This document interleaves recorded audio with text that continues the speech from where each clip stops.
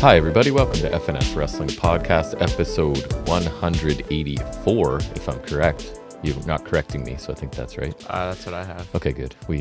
184, back down in the basement to talk about another week of wrestling. Messing around with recording it video. I was telling you I have some free time today, so I might chop it up and practice things. May never see the light of day. I don't know. We'll see what's happening. Trying to get a simple setup that's not in the way of the door, you notice. You can actually come and go without smashing the camera over. So we'll see. But we will talk about AEW Dynamite, NXT, TNA Impact, maybe some main roster hits. I don't know. We watched a little bit. And preview Royal Rumble that's happening tonight. And then nothing else happened in the world of wrestling, right? No. Not at all. It's funny because we'll start out with news in a little bit, but a lot of times we're like, it was a pretty slow news week, and you got to be careful what you wish for, right? I wish it was slow, honestly. Yeah. It's a tough week to be a wrestling fan, but we'll get to that in news and rumors. So first thing, we banter a little bit. If you want to skip past it, there's timestamps always. You can maneuver to whatever part of the show you want to.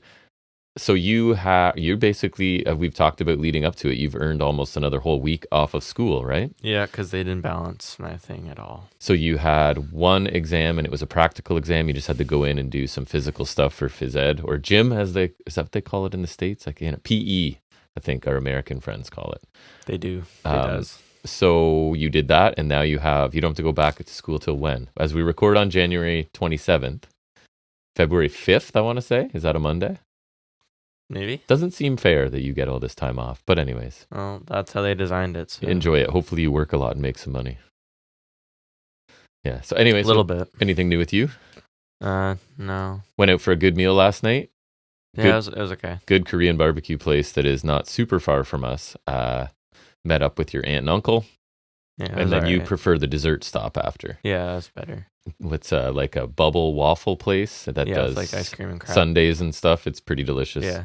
So that was fun. Hung out with them for a bit. Hopefully next time on video I got that jacket, Oh yeah, you ordered a switchblade jacket? Yeah. From AEW. You can wear it on video. Is that what you're hoping for? Nice. Well, no, I need that to come before we go to Dynamite.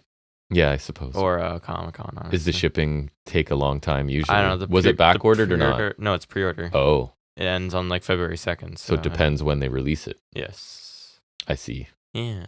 I mean, it's possible that it'll come. I think it should come before end of March. So. Yeah, I would hope so. That'd be fun. It's a cool jacket. He wore it on the show this week, right? Yeah, he actually wore it. Because I saw the one they advertised a little while ago was Punk, and Punk's never worn anything resembling that. Right. Also, I would never wear that. Yeah. So no, it just looks too tacky. You would and not. Also, I don't like him. But that's true. Well, he'll come up today, maybe in predictions and stuff. I imagine. He will come up. Yeah. Afraid so. Unfortunately. Yeah, and what else was I going to say? Your mom's off dog sitting. A giant dog and a medium-sized dog, I guess, because they're both there, right? Regular-sized dog, yeah. So the house is ours and your brother's. So we're lazy. We'll walk out and get some pizza after this, maybe a smoothie, and then our tradition is nachos on the pay-per-views. Not all of them because we forget, but on the big ones. Yeah, when we can be bothered to remember, we'll do it. And you suggested we watch the Rumble live tonight. That's because a major development, the Rumble is folks. special. The Rumble's special. It is. It always is. Who can't avoid getting spoiled on everything. Well, when it's the Rumble, it will be spoiled the second you don't see it live. So that's what we're going to do tonight. It's inevitable, so to speak. Hoping something exciting enough happens that we want to come down and record about it, because we could, in theory. But speaking of recording things, we should probably do the worst of. I will hit that coming week, because I'm actually done now. So you have nothing and I have less. So it's not my fault anymore. No, it's not. I would agree. But I feel like last year this was around the time we did it too. I think we were pushing February. I feel like the worst of it's I do like crapping on things when they're really bad, but the best stuff is just more fun, because the best of the year there's usually more stuff. It's hard to find the worst stuff of the year, because usually the stuff is just more middling than bad. I don't know. Some things are really bad, but they're harder to find. I don't know. It's just not as fun as the best of. The best of it's you talk about something you really like Omega Osprey. There's no there's joy in remembering that, right? Yeah, there's no polar opposite of we're kind of wallowing in it in the other one. But it's still fun. It's different than also talking about something really bad in the moment, or something you haven't seen before, No Holds Barred, or something like that. Yeah. You know what I mean? So we still haven't reviewed, what was that Stand called? With Muscles? No. The one we watched. Kill City. No, we're what not. Was it called? Kill City Cup. Kill City Cup. You don't want to go back and revisit that? I don't want to watch that ever again. Oh, that was funny. And then we did. What was the MTV the Wrestling Society? Yeah, X. Wrestling Society. It was X. funny. I saw this video titled the wrestling some wrestling show you don't remember, and Vampiro's in the thumbnail. And I was like, no, I know what it is. I know exactly what. I know exactly what you're talking about. Yeah, it was wrestling on speed. Half-hour wrestling. It was a car crash, wrestling. Man. Wrestling, yes. Alleged. But anyways, do you have anything else you want to discuss, or should we move into actual wrestling business? Do we have to? I guess we do. It is our first segment every week, and not going to be a fun one this week, people. Not in some regards, no. It's where we talk about some of the week's wrestling news and rumors.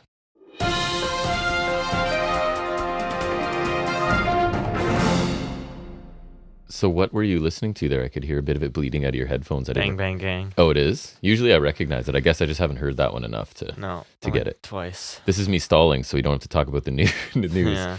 But honestly, I had other things, which was literally Ogogo resigns and Seth Rollins isn't as hurt as he could have been. And then that's pretty much it, right? But I'll go ratings, and then we'll just, I think do you have anything else, or is it just the big news story and everything? I do. All of the offshoots. Oh, you do? Okay. So ratings-wise, NXT this week averaged 642,000 viewers, down 6%. I know that's at least a couple weeks in a row down. Earned a 0.19 in the key demographic, which is the same as last week. So I don't know, I think it's the lowest since December 19th or something like that. Nothing super impactful, again, in the things they give me. And AEW Dynamite, 837,000 viewers, down 6.1. So one of those interesting weeks where you're down in viewers, but up, or no, so you're down in the key demo too, my mistake. 0.27 down, actually a lot, 18.2%. So both shows down this week. Not quite sure why. I wasn't given any reason. Go ahead. What do you have for us? And big breaking news. Kevin Patrick has been released from SmackDown commentary. That's the biggest news this week, folks. It's heartbreaking. Nothing else to talk about. Just wasn't working out. Yeah, I did hear that he needed to pick it up, right? I hadn't heard good things about him. He's all right. He's whatever. And I don't pay a ton of attention to commentary, but last great thing he did was call Pete Dunne's return. So that he went out on a high note. That's what you call riding off in the sunset. That's right. That's what that is. And on a high note. That's good. Leave them wanting more. And on a high note. That's interesting turn of phrase here. Yeah. Because I guess, Vince McMahon has officially won the award for World's Worst Human. Allegedly. Obviously, you have to say that. But if 1% of this is true, he's a monster. Yeah. He's been accused of more sexual assault allegations and sex trafficking in WWE. Yes. We will not be getting into details. It's obviously a sensitive topic, and it's I've horrifying. Read most of the court document. It's disturbing. I was telling you, it's like watching your son lose some of his innocence left of it.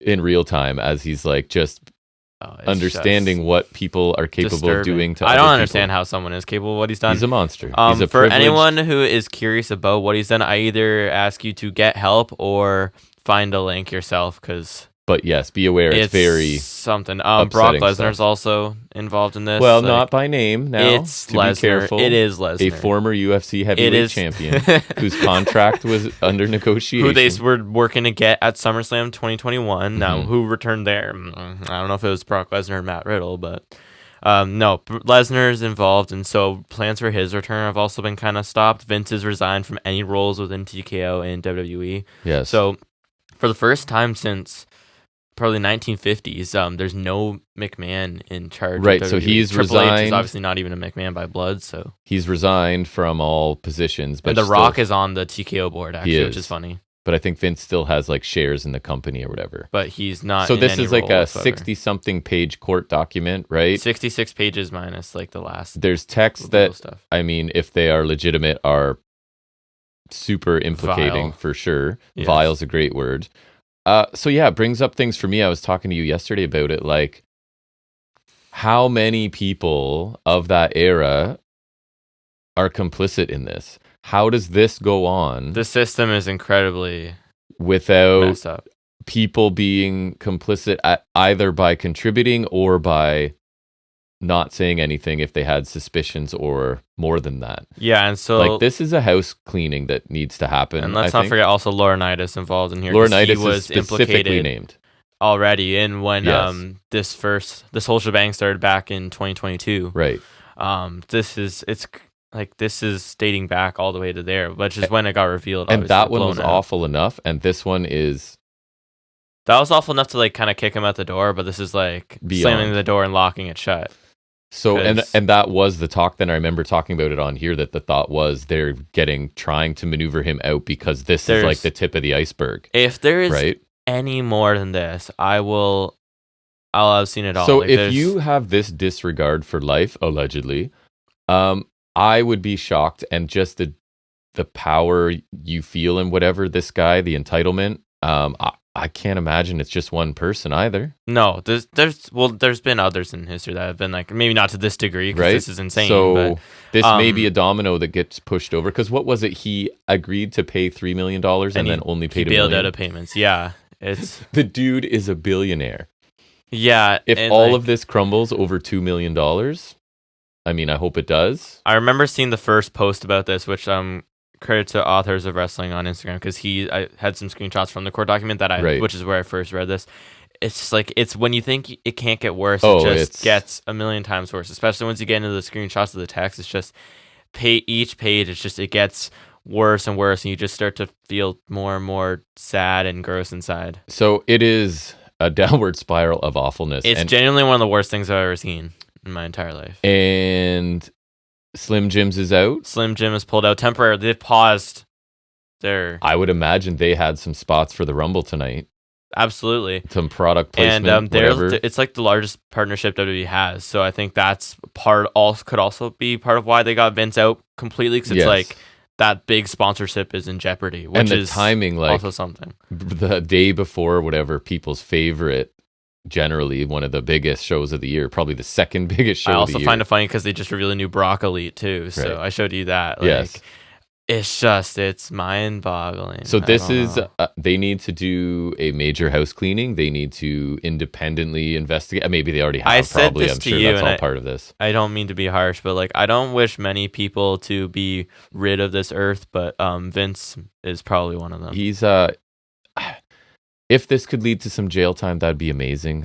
We'll see where it goes, but I don't know. It's appalling stuff. It's tough being a wrestling fan, and I was telling you, like, I've actually been giving WWE a bit of a chance because of the distancing of Vince, clearly. But now this is just, it's a even sour though he taste. is now distanced. Because completely. How many people involved in the production of that stuff that I'm watching right now were there then and did nothing or whatever? There's a structure. I feel like there has to be a larger structure in place for these things especially to talking happen. About stuff in Anthro now. Right, yes, the course that you took with me, full disclosure, right? Like, this is... there's a special diagnosis somewhere for some of this stuff. It's so deep. I don't know. They're not going to do anything further. Like, the cleaning you're suggesting is in order, but I don't think they're... Probably not to my satisfaction. No, but they'll have to get some out. I think anyone like super close. And as for Lesnar, I mean, he's never been my favorite, but I have a time for him when he decides to care and he puts on a good show. But this definitely sours my taste on him, because I guess I shouldn't be surprised, because if anyone's that close to Vince, you can't be a good person, really. I would agree. There's talk about him was supposed to be in the Rumble tonight and now not. I'm okay if he's not, because last time, he was in the Rumble last year, but the last real memory of him in the Rumble was the 2022 Rumble, which was a disaster. Yeah. Did you watch that video I sent you? The one about where I said, like, a nice look at all the red flags over the years? I don't think I did, yeah. It's pretty... Well, yeah, Vince has been questionable always. Yep. And this is monstrous stuff. We don't try to make light of it, but I don't know. It's impossible not to. It's tough to talk about, so we sort of cope with some humor, I guess, along the way. But awful stuff. Tough to be a wrestling fan this week. Hard to watch some WWE products, but we're still going to. Still doing it. What else do you have? I don't really have anything else. I thought that would dominate. Better news on Monday was the 2K24 cover star reveal and all the details of the additions. So I'm going to run through all this. You got one. Goodness, because, I did it already. The big beefy one. The big boy. Yeah, obviously. So on the normal cover, have I shown you the covers yet? I think I told you it was Cody, right? You did. So hold on, I'll find it right now on the post. But so the standard one, like the main one, is Cody. Yeah. Which I figured. I kind of figured it would be him regardless. So it's this one. It's got like multiple pictures of him. I see. But like, I mean, you can't really see it, but kind of. There's that. Then the deluxe edition is Belair and Ripley, which is cool. It's like an all women's cover. It's really that's cool. Nice. So that's cool for them. And then the one I got, which is the 40 Years of Mania, that one's like got a bunch of people on it. And that one looks really nice. So a prominently displayed Brock Lesnar on there. Whoopsie. Yeah. Apparently, Vince is, I guess, to go back to that real quick, but he's getting the Benoit treatment right now on their site. Of course. That's going to be hard to do. Yeah. And like, never Hall of Fame.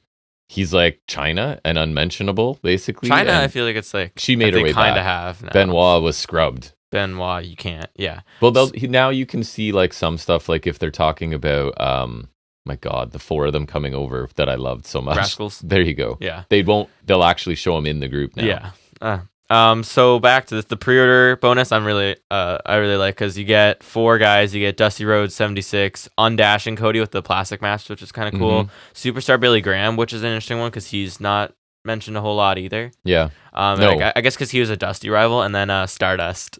Oh boy, that's the big one for me. Stardust, biggest fan right here. Yep. Don't like Cody, but like I love Stardust. That's ridiculous. I think he's funny. That's crazy. Then you get my faction cards, which I don't really care about because I don't play that. It's like there's some mode for that in NBA which is similar. It's like maybe it's my team. Where you collect cards and upgrade them. Yeah, that's the thing. And people hate that because they usually put like exclusive characters in that, and then so modding people like put that up on communication so you can use it in exhibition, because there's a lot of things in that you can't use in exhibition, which is really weird. And then so for the deluxe edition, if you pre-order, you get that same thing. You also get a month free of Peacock, which is useless to me. It is. Then deluxe edition pack, you get the season pass, which is all like the DLC that'll come out in later months. Obviously, My Rise Mega Boost, which I think is just to help your stats in my career. Supercharger, which I think unlocks all of like, because usually I think they probably have like where you have the in-game currency you can buy other people. So there's like a store of like legend superstars, and you can get those with in-game currency you get from matches. So I think that just unlocks all of those. You said buy other people far too close to the last. Yeah, no, I know. I was like, what? I heard that, yeah. Then you get alternate attires for Ripley and Belair, which I always like having alternate gears that I don't have to make, because the more things but you will make them. I will. The more things I make, though, it takes up custom character slots. So the more they give me is better. Ballpark, how many attires have you made over your career? If we were setting a betting line of over under hundreds, I feel like hundreds. Wow. Like in 2K22, I went ballistic with Seth Rollins attires. Like I have a lot, and then this on 2K23, I made a lot of Mellow gears. And other like people can access them. If I upload them, I don't upload them just because. I mean, I should upload the one Mellow one I made. I'm really proud of it. It's like green and gold, and I did like a Mellow in the Bank logo on the side. That one's one of my best works. I don't know if I showed you. Share it with the world. But anyways, so you get alternate tires for them and manufacturing cards, which again I don't care about. And then the Mania edition, which is the one I got, which was a lot. Yes, to be fair, you earn your money, you work for it, and you play that game to death. So I do play that unless game to it's death. Terrible. This one looks really good because, and I'll tell you the new features after. But so you get the same things I already talked about, obviously, and then there's a 4 Years of Mania pack, so you unlock all the superstars from the showcase. So I wonder if it unlocks the arenas, because if it unlocks everything, then I wouldn't have to play showcase to get the things in there. True. Which I know that happened in 2K20, because I had all it was a 4 Horsewomen showcase, and I had all the tires and arenas from that, and I never played it because there's glitches. 2K20 was horrible. Let's just say that. I remember you were mad about that for a long time. I kind of love how bad that game was now, because that's the one me and my online friend used to play, and it was horrible sometimes. Now that they've recovered, you're okay with it existing? You also get the WrestleMania 40 arena, which I thought it was because last time they did a Mania-centric one, it was 2K14. They did 30 Years of Mania showcase kind of thing, and they had like a 2K14 Mania Showcase Arena, which was like a pseudo Mania 30 because it wasn't out yet, obviously. Yeah. But I've heard that they're going to add this in later after Mania 40, so that's interesting. Like it'll be like the updated arena, which is kind of cool. Macho King Randy Savage from Mania 6. WrestleMania 22 Rey Mysterio, where he won the title. Mania 30 Triple H, with like, I think it was like where he had the gold skull thing and where he faced Bryan. Charlotte from Mania 33 with the peacock looking gear, and Ripley from Mania 36, the Pandemic Mania. Wow, good for her. The white and gold, yeah. That's and big then, for her. My faction cards for all those, so I don't care about that. So that's neat. And then there's some new features, which is sweet. There's this Showcase of the Immortals, which is Mania Showcase 40 Years of Mania, which will be a bunch of crap. And then I'm really happy because there's new match types finally. They're finally re-adding guest ref matches, which is awesome because you do like that. Those haven't been in the main line since 2K14.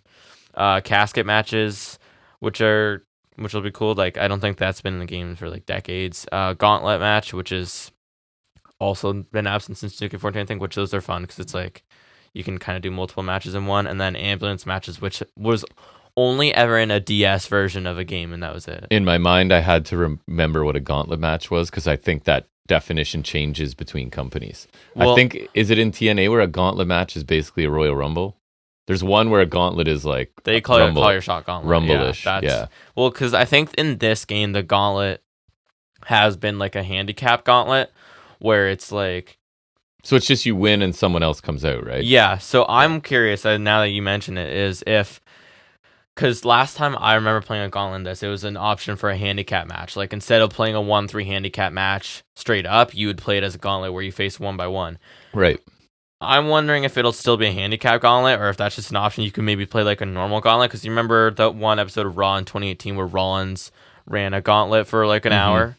Like that's a gauntlet, but it's not a handicap gauntlet. It's just like, so I'm wondering if it'll be like that because that'd be cool instead of it just being a handicap match because then you could do a gauntlet match for number one contenders matches and whatnot. And you could like pick the entry orders, kind of like a chamber match or something. Like I'm hoping it's like that, not just what it used to be. We've said gauntlet so much, it's almost lost all meaning to me. Yeah. Then they're adding support for multiple superstars in Backstage Brawl, which will be cool. So like multi-person in Backstage Brawl. And then there's not much else there. Usual stuff. Universe mode will have double title matches, which is cool. So sorry, when will this be in your possession? May 5th. I think it comes out May 8th, but I get it a few days early because I got deluxe. I think I just saw a thing that Xbox has like shut their whole division of making actual games. I forget what the word for it is, but like Xbox making games? Like it's just going to go to digital only. Oh. Like they won't offer physical games in the near future, which we all knew was coming. That I guess sucks. I know like you really discs, like though. physical thing. Oh, yeah, even with this, I'm tempted to like once 2K24 is really cheap.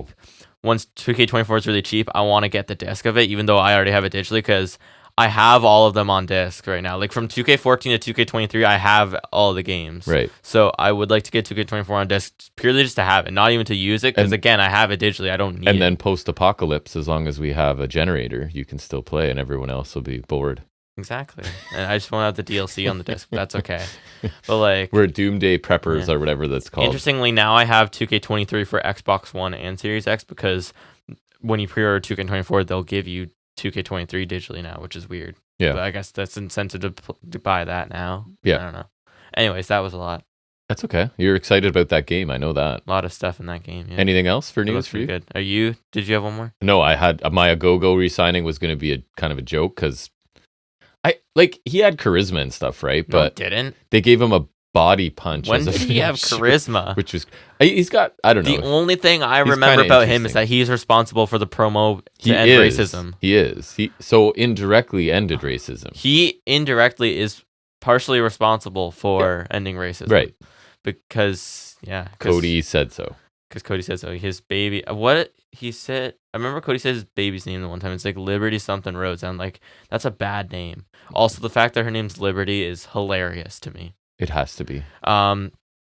Additionally, which we've kind of seen mentioned on Dynamite now, is that the AEW ranking system is coming back. Is it monthly? How are they? They used to do it weekly, or weekly updates at least. It's coming back at the end of the month. But do they ever reset it? They reset it yearly, remember? Oh, okay. Yeah. So I'm okay with this because I think they're trying to go back to that kind of grounded feel they had because if Tony Khan's been saying like this year will be like 2021 AEW, which a lot of people regard as like peak AEW, which I think is fair. Yeah. They need to just tweak it a little. I've seen like someone say they need top 10 would be good because then it's like top 5 it's too small and it's like then you lead to the really like questionable guys getting in the top 5 and then it's like I feel like if you have the top 10 you can have feuds within the top 10, right? Like kind of like Swerve and Hangman are doing right now. Yeah. And then like anyone within, I would say he said top 3. I would say anyone in the top 5 could make a claim to at least one of the titles, maybe not the world title, but like a title. And number 5 gets a title shot, like a Money in the Bank, obviously, because number 5 is king. I don't mind rankings. That's the problem, right? Is it became kind of funny to us because Number 5 got title shots like way more often than number 1 or 2 or anyone else. And FTR went months without a shot, even though they were ranked number 1. That was when they were hot. So you can have rankings. I'm fine with it, but it's got to make sense. He just can't be too protective of anyone. You gotta like, and I saw it requires. I feel like you gotta book it like the C2. And that's what I was just gonna say is you would enjoy it because you like thinking that you have to book things and plan things out. Yeah. To have it make sense. You just got to run it like the C2 because the C2, they did it kind of like rankings and they did it really good. They did. So they just need to do it like that. Yeah, you can't be flying by the seat of your pants week to week. I'm not saying they do that, but you can't get to that point and do that with the rankings. Right. Fine with rankings. That just didn't work last time for me. The rankings, they just need to be tweaked, but they do have a place, I think. And also, the WWE doesn't do that. So it's an alternative thing, true. Right? So and I really do hope AEW gets granted because I feel like things like the Devil storyline kind of had them losing their way. Like the Devil storyline, I feel like it had potential and it was good at times, but they lost their way last year, even though it was still a good year. Yeah. I'm hoping they seem to be getting back on track, especially with Samoa Joe as champion. He definitely feels like he's leading the way for this kind of revamp, so to speak. I love him as champion. Yeah. I told you, he's like, he comes out in a suit, he keeps it classy, but you believe he is an absolute monster and just line up the challengers. Different kind of monster. Yes. Line up the challengers. He doesn't care, right? Like, I'm loving his presentation. Agreed. Yeah. Second biggest news of the week, I guess, by default, was WWE coming to Netflix in 2025. I think it will be in US, Canada, us, United Kingdom, Latin America, and other territories as of January 2025. So I was just telling your mother that, like, I told her that coming down the stairs this morning. Good news, we can stop paying for WWE Network in a year from now, right? Because we already have Netflix. In theory, I think, because it says outside the US, Netflix will become the home for a bunch of other output. I was just listening to John Pollock of the Post Wrestling talk about it, and so the only thing I didn't hear him say was that Canada specifically, all the shows will be on there. I just don't know about back catalog. Yeah, so I feel like we'll have to wait and see for that then, But I can't access the back catalog anyways right now on WWE, just due to I don't even know what issues anymore.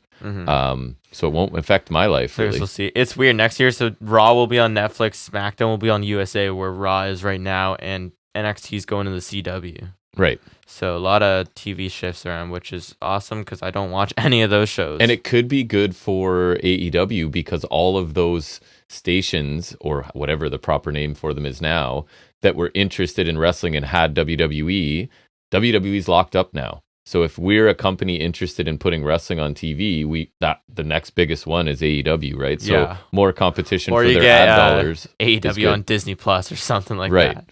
Right. So whatever, it could be good for AEW, right? Because they're now like the peak one out there. If people want wrestling content, WWE's no longer available, so you got to look elsewhere. Nice. Last one is Okada is expected to head to WWE. I've seen like he's had some really teary farewells in he was just New Japan. in TNA. What are you telling me? And I'm saying, and I've seen someone else say it too, is like, if he's going to AEW, he's not going to be this sad about leaving New Japan because he's still going to be able to go or work TNA. For them. Feels like or they even come TNA, back and forth. Even TNA, right? Like, so I feel like he's definitely going to WWE because it's someone where he's really locked all the time. It's a fit. That's the fit. Fit. And I'm not disappointed by that. I've seen like someone saying like AEW fans are all upset about it or whatever. Like, I don't care. I don't love Okada. I don't hate Okada. I feel like WWE could work for him as long as they treat him right. And I feel like tonight is a decent spot for him to show up as well. I think you're like me. It is. You're like me where Okada in the right match, for sure. But just generally following Okada, it's not like Omega. I love Omega. Even when I was into New Japan, Okada wasn't my guy. Yeah, like Okada in the right match, he's great. But generally speaking, I don't love or care about Okada much. Like Omega, yeah. Like speaking of guys who I've seen from New Japan, like Omega, yeah, I love him. I'll watch him in whatever. Jay White, yeah, I'll watch him in whatever. Ospreay, yeah, I'll watch him in whatever. I think the comparison for me, status-wise, and kind of how I feel is Roman Reigns, right? Like in the right situation, in the right match, I like him. Not always because his styles become really plodding and whatever. And he is the man as Okada was, but just like in general, Okada's definitely their Roman. If Tanahashi's their Cena, Okada's their Roman. And that's why it's a big deal for New Japan, right? Because like that's your Roman Reigns going. I watched the video. I need to go somewhere else. Well, yeah, because when Omega leaves, it's like, oh, it's okay. We still have Okada and like some other guys. Jay White leaves. Oh, it's okay. We still have Okada. Ospreay leaves. We still have Okada. Okada leaves. What do you do? And it's different because like when Tanahashi kind of started going, or when Nakamura left, like they kind of had already passed the torch. But it's like Okada's kind of leaving. They've got a bunch of guys kind of waiting in the wings. Like you got Umino and Tsuji and these other guys, right? But Uemura, I would say those are my three. Right, but there's no one like ready. You know what I mean? Like, there's no one right there. No, I agree. So they're kind of left in a bad spot, and I feel like with them coming off the lukewarm run of Sonata too, they're kind of in a state of rebuilding. I feel like they could do more with Shingo too. For sure. I think he's awesome, and he's been he had a title run, and then like Okada and Ospreay and Ospreay going at basically the same time is a big blow for them. That's pretty insane. Yeah. It is. So hopefully New Japan lands on their feet because I like them. And me too. The next Forbidden Door could look really weird. The more good wrestling there is, the happier I am. Okada won't be on either side, I assume. Ospreay is going to be all elite.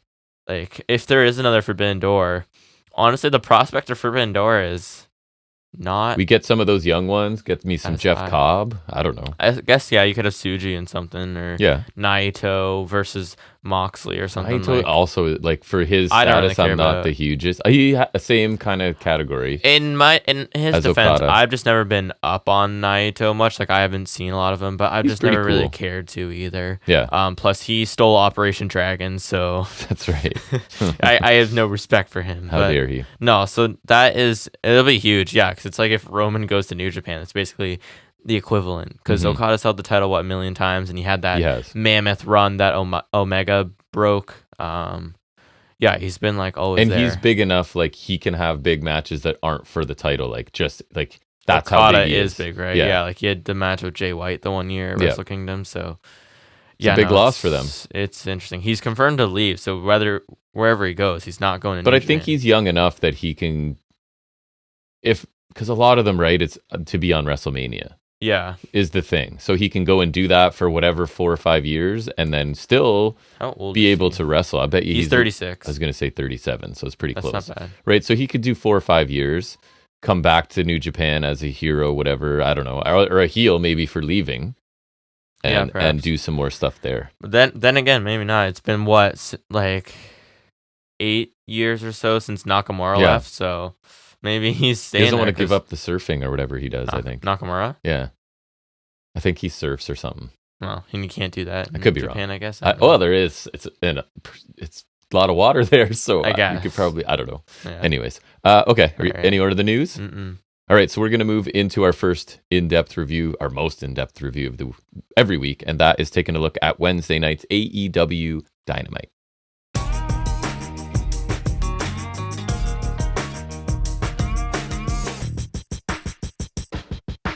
All right, tell me about Dynamite. Take two. Behind the curtain.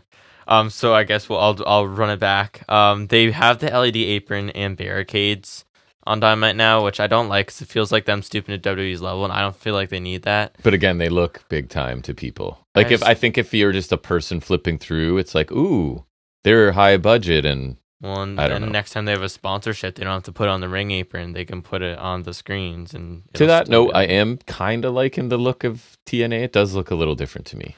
Other than the overall change, I don't think is like a drastic percentage change, but there's a change. There's a shift, not a move. If you're a Seinfeld, they also got all the logos on their ring mat, which I hate. Yeah, I don't love that either. It just looks kind of crammed or like ugly or tacky. I don't know what the word it looks is. Like a high budget indie, which is fine.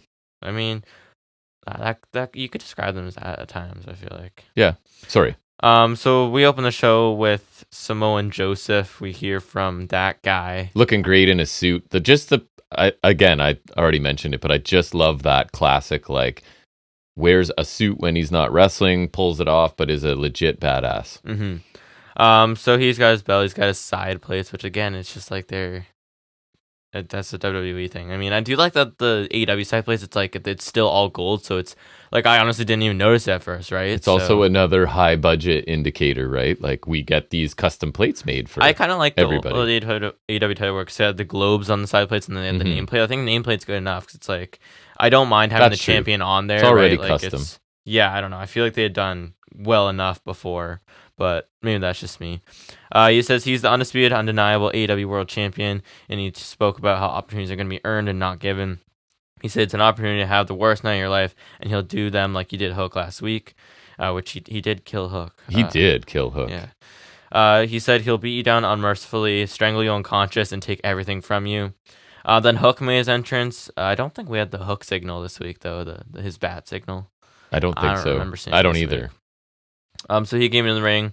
He said, it was funny. He was just like, last week you won, I lost. And then he shook his hand, but then he kind of like pulled him for like the close bro hug kind of thing. And he said, I don't know when, I don't know where, but you'll see Joe again. So I thought that was I thought it was really well done. Just that he said the bare minimum. It was funny how blunt he was, though. Because he was like, I won. It's like caveman. You won, I lost. Yeah, it was, but I liked it because it was just straightforward to the point. And it's like, it's all it really needed to be. And his whole gimmick is he doesn't say anything. So he stands I think there it's and fine. Eats food. Yeah. Joe said he bets he will. And he told Hook to go to the back of the line and told security to get the unworthy out of his ring, which I really like that. Hook beat up 3 security guys, and then the actual security got him out of the ring. You can tell the difference between the wrestlers and the security. Half because of that, but also because the one bald, like kind of black dude with the beard. I actually mentioned him. And we've seen him. Mentioned him. I recognize him. That's him. But we see him everywhere.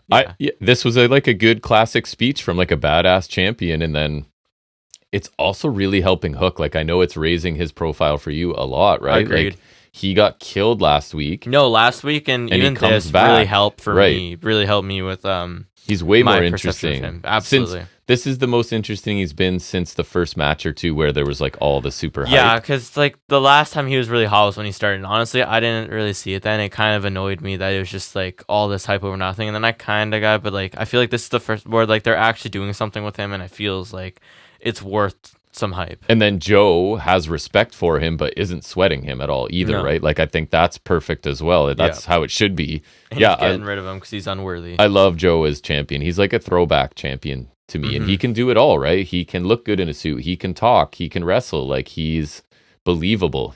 I'm enjoying his run so far, and that's without any like real signature opponents or anything at all. Right? But he's got them coming though. They're lined up. They're lined up. The good thing. Is good. Also, I like that they're keeping in the weight. I also felt this wasn't too long. I really like this segment. It was a lot shorter than I expected, if anything. I like but that. it was a good way to start the show. Joe looks great as champion in a nice suit every promo. I like that he's kind of like setting these boundaries as champion, but also threatening everyone. And I like how he's like kind of saying he's surveying the field because we're setting up multiple challenges with Hangman Swerve looming. But it's more grounded than like, because we kind of had multiple people setting up for MJF as well. But that was like, felt like kind of this web. Yes. Of like Switchblade, Joe, Hangman. He faced Omega the one week, right? Like there's just... This is straightforward like sports. Like guess what? Everybody that gets involved to this level of any sport wants to be a champion. And that is a simple story you can tell with multiple people. Exactly. So I like how they're doing this. Hook was good. It was very to the point, which I kind of liked. I find it amusing when Joe is just getting the unworthy out. I like that. That's kind of the phrase he keeps going back to. It's like he was talking about on commentary a lot too, because he's on commentary for the next match. He is.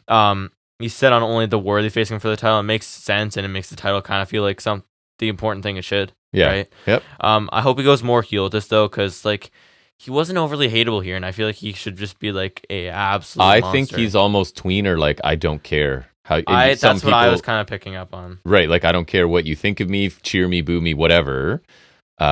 I respect some people. I'm still going to kill them all, though. Like I think that's the. And I don't hate that, but I do it. kind of want him to be like, heelish. Just it leaves him somewhere to go, I guess. Right? It does, yeah. And it's like when in elementary school, I feel like every single one of you and your brother's teachers on midterm reports give you like the next to highest level, and then by the end, they're all, you know what I mean? It's like we got to give them room to improve. Right. Yeah, and I feel like maybe also if we're building to this three-way, which I'm almost positive we are.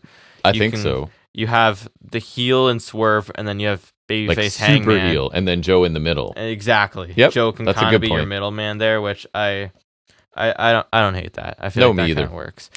But then we roll right into Hangman Adam Page versus Penta, which is a really cool match on paper. It is, and like you said, other than knowing who's winning, which it plagues this company. I don't know, both companies. Maybe it's happens on it's a TV match, so I'm not always going to hate on that. And plagues a strong word. Yeah. So like you said, Joe's on commentary, and I just wanted to point out that I wrote tension between he and Taz, but that's not really true because I don't think Joe cares. But like Taz is clearly like this guy almost killed like his that. son. Yeah, I liked it too. I like Joe in commentary in general here. I thought he did really well, especially the Uranagi through the table. That was like awesome. If he does that to your son, you're not. Well, and also wasn't Taz on commentary last week too? So it would been right in front of him. So I kind of like that Taz was definitely like, understandably, the restraints of professionalism are the only thing that's holding him in, right? And I like that he's keeping professional as well. So I like that.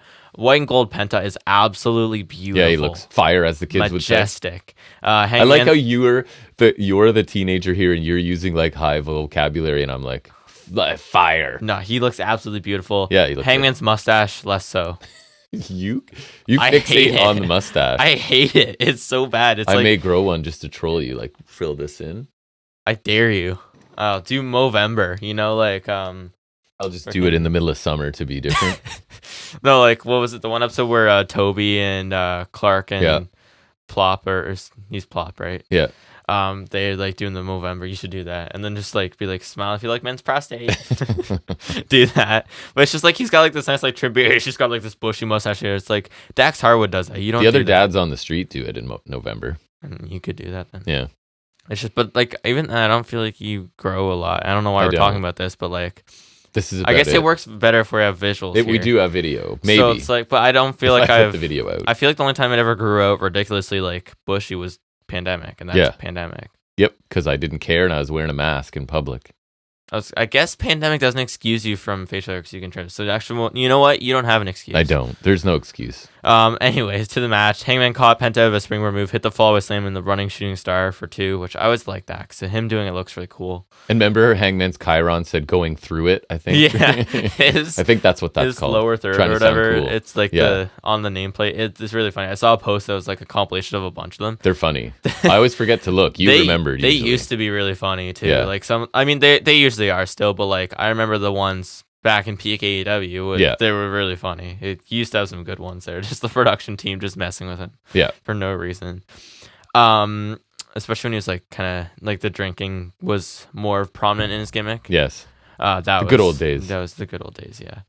Back when he had the beer can outside of an ambulance, and like that was last year actually, so I'm thinking more recent. Anyways, there's a chop exchange turned into a strike exchange. Double clothesline leaves them both down. Tubik on heel to the outside from Penta.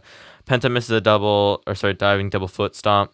Hangman hit a nice DVD for 2. And I was saying to you, I really like his because he drops them higher than most people. Instead of like it being like more of a drop on the back, he kind of drops them on neck, shoulders, but not too high. No. Just high enough to look really impactful. So he always does it really nice. And then super kick from Penta, and he hit that like spinning Death Valley driver he kind of does, which looks awesome. Really cool. His own spin on it, quite literally, for 2. Which it's just interesting. I don't know, he's been doing that in a lot of his recent matches. Yeah, you were calling for it in that match. Well, yeah, it's like Hangman hit, and then Penta came with the super kicks, and he was up for it. I'm like, do the thing, and then he did the thing. And then he did the other. He was going for the other thing, the arm breaker snap, which reminded me of the one time Cody just went nope. Yeah, that would take people out in Lucha Underground for weeks. And Cody's just like, no. That's when Pentagon Dark was so cool. Plot twist.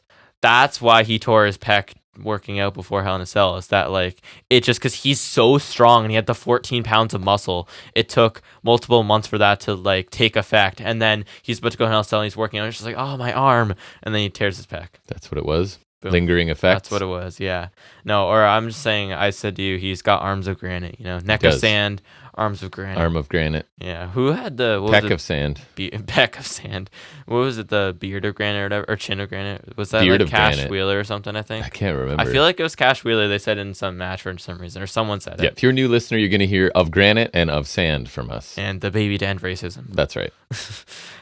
Hangman reversed out of the arm breaker though. He didn't no sell it. He had a pop up sit up powerbomb for 2. Penta counters a buckshot into the main Japan for near fall, which is such a cool move. It's like the pump handle half Nelson driver. It looks good.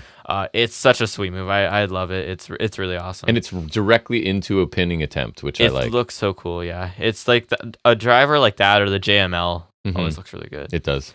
We'll talk about Swerve later. Not his fault. Penta goes for a destroyer on the apron. Hangman counters to dead eye on the apron, which looked pretty good. It actually connected nice. And the angle they got helps. Orihara moonsault afterwards to the outside. Penta avoids a buckshot, but Hangman connected with the comeback earlier. Shades of Jack Perry. Real glass. Crimea River. And then a buckshot connects for the win for Hanger. Yeah. With the mustache. There was one thing on commentary I actually wrote down. It was Hangman was like hitting some offense in the corner and then sort of staring at Joe. And Joe said, that's all he'll ever do, stare at the champion from far, far away, which I thought was cool.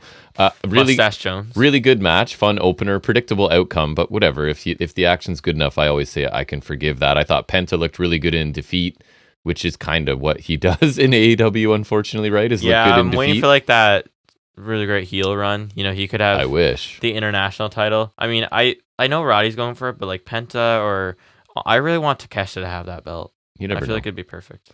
Page, did what he always does, like good looking, varied offense. There's definitely an extra gear each of these two have, right? But this was a really good opening match for being kind of a random pairing. I feel like in another time or an alternate universe, if we have full heel Penta and Hangman, these guys could have a great feud because we know they're both capable of super bloody matches. And so I feel like if we could, I don't think it'll ever happen. Not that it'll ever happen. I just don't think it'll happen in the near future. But I would love a feud between these two if we go full, like, do Pentagon Dark for real, none of that Penta Oscuro crap. Which lasted, what, a couple weeks? Few months. But like, I would love that because I feel like these guys could have a great feud, and then I feel like that's where that next gear lies. You know, if these guys have a legitimate program to have. Yeah. But as a TV match, I thought it was a really quality opener, and I liked it. I enjoyed it. I really love both these guys. Penta does tend to take losses in matches like this, but he's always looking great, both in the ring and just his ring gear is some of the best. Yeah. Some of the best. He's a toyetic for sure. There's the word. Because, oh man, if they can't get the rights to do Joker Penta, I need white and gold Penta.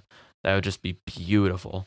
But it's nice they have Swerve and Hangman in matches this week because and Swerve definitely got the short end of the stick with Brother Nero. Back to this though, the action was solid. It was really good. Hangman's Deathlight Driver was good. Penta's, and I also enjoyed Penta's spin on it, literally. Solid near fall off the main Japan, which is a sweet move, but needs a better name.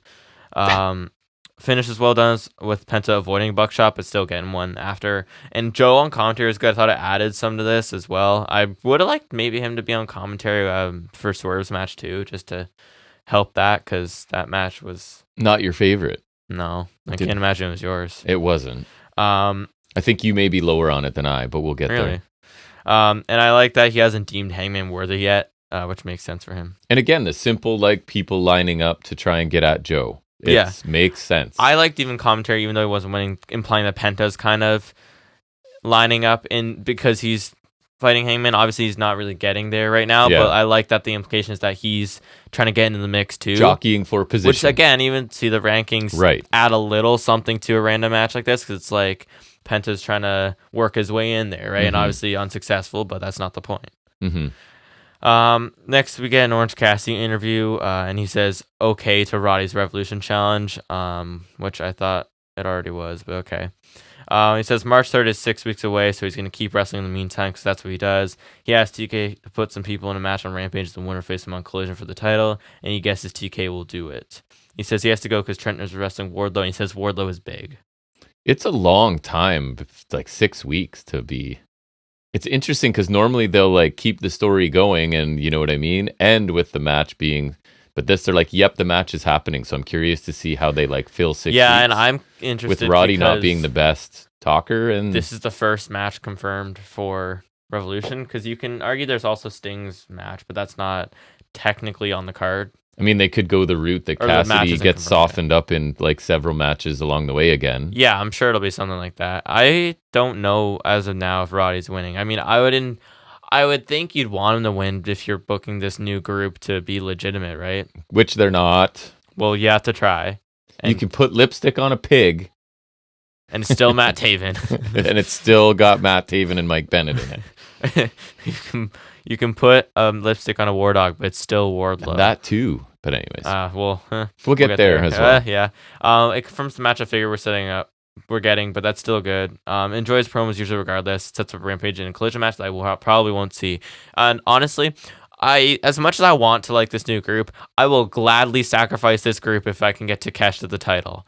I will gladly throw Roddy and all them under the bus for Takeshita. I will even probably throw Adam Cole under the bus because Adam Cole's had his time in NXT and Takesha's time is now. So I will do a lot of things to have Takesha win a title. And this 6-week gap kind of makes all the matches Cassidy has in between a little less meaningful, right? Which, I mean, yeah, that's kind of the case in general because he's winning most of the time, but it's like, come on.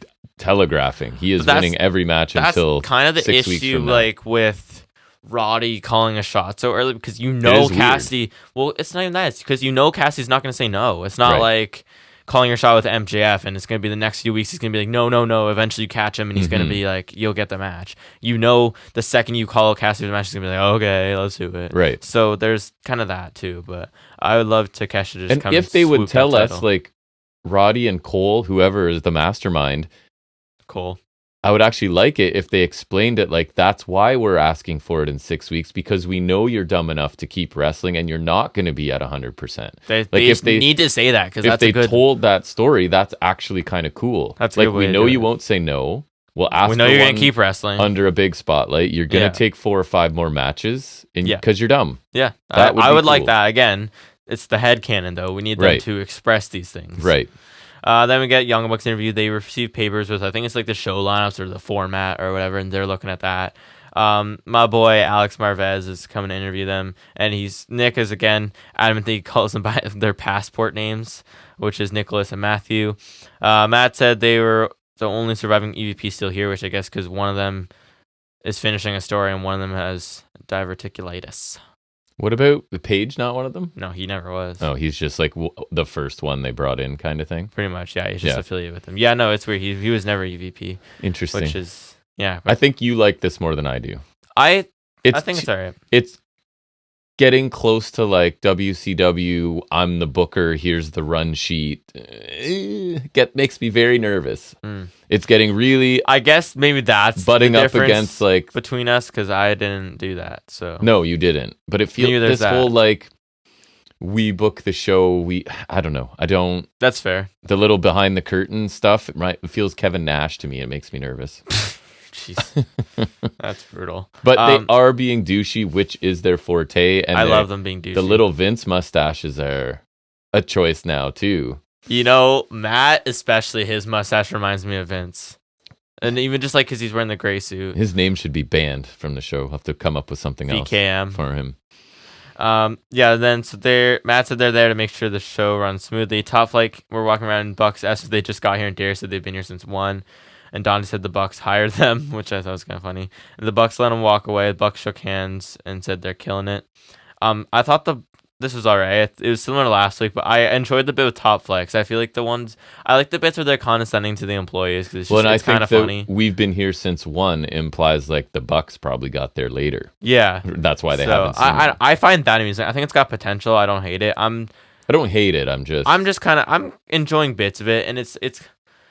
So it's kind of like Tony Storm where I'm like kind of on the fence, except this one I'm more leaning towards liking it, but it's also like it's just kind of got to prove itself to me. But it doesn't feel like, I don't feel like it's going to be Storm where it's like it's goofy and it's not going to be like, they could still be champions with this, you know what I mean? Like it's not like we're Storm, I feel like it's like she's beneath the title. I guess, but it also feels like a strange character for Sting to be working for his last match. Yeah, no, I don't have a problem with the character. I just don't think this really fits Sting's last match. That's what I'm saying. And also because we'll get into it later, but with the current path Sting and Darby seem to be on with, Starks and them, the implication to me seems like that the Bucks would then take the belts, which I think so also too. Doesn't make sense to me. No hate against the Bucks. That just doesn't make sense to me.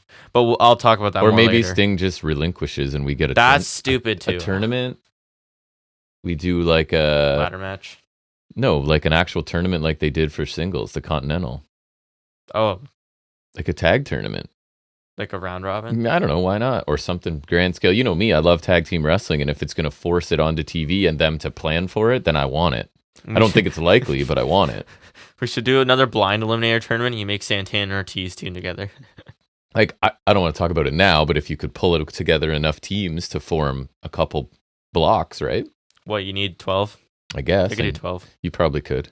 I know, but not right now. Anyways, keep going. Then we get Wardlow versus Trent Beretta. Sure do. I'm glad that Wardlow's using the Undisputed Kingdom theme instead of his, because I don't like his. I don't know. And every time I hear his theme, I groan. I don't remember it, but must be pretty generic. This is war. Oh yeah, sorry. Yeah. Oh, you're singing on camera now. I nailed it though. Love it. That was good.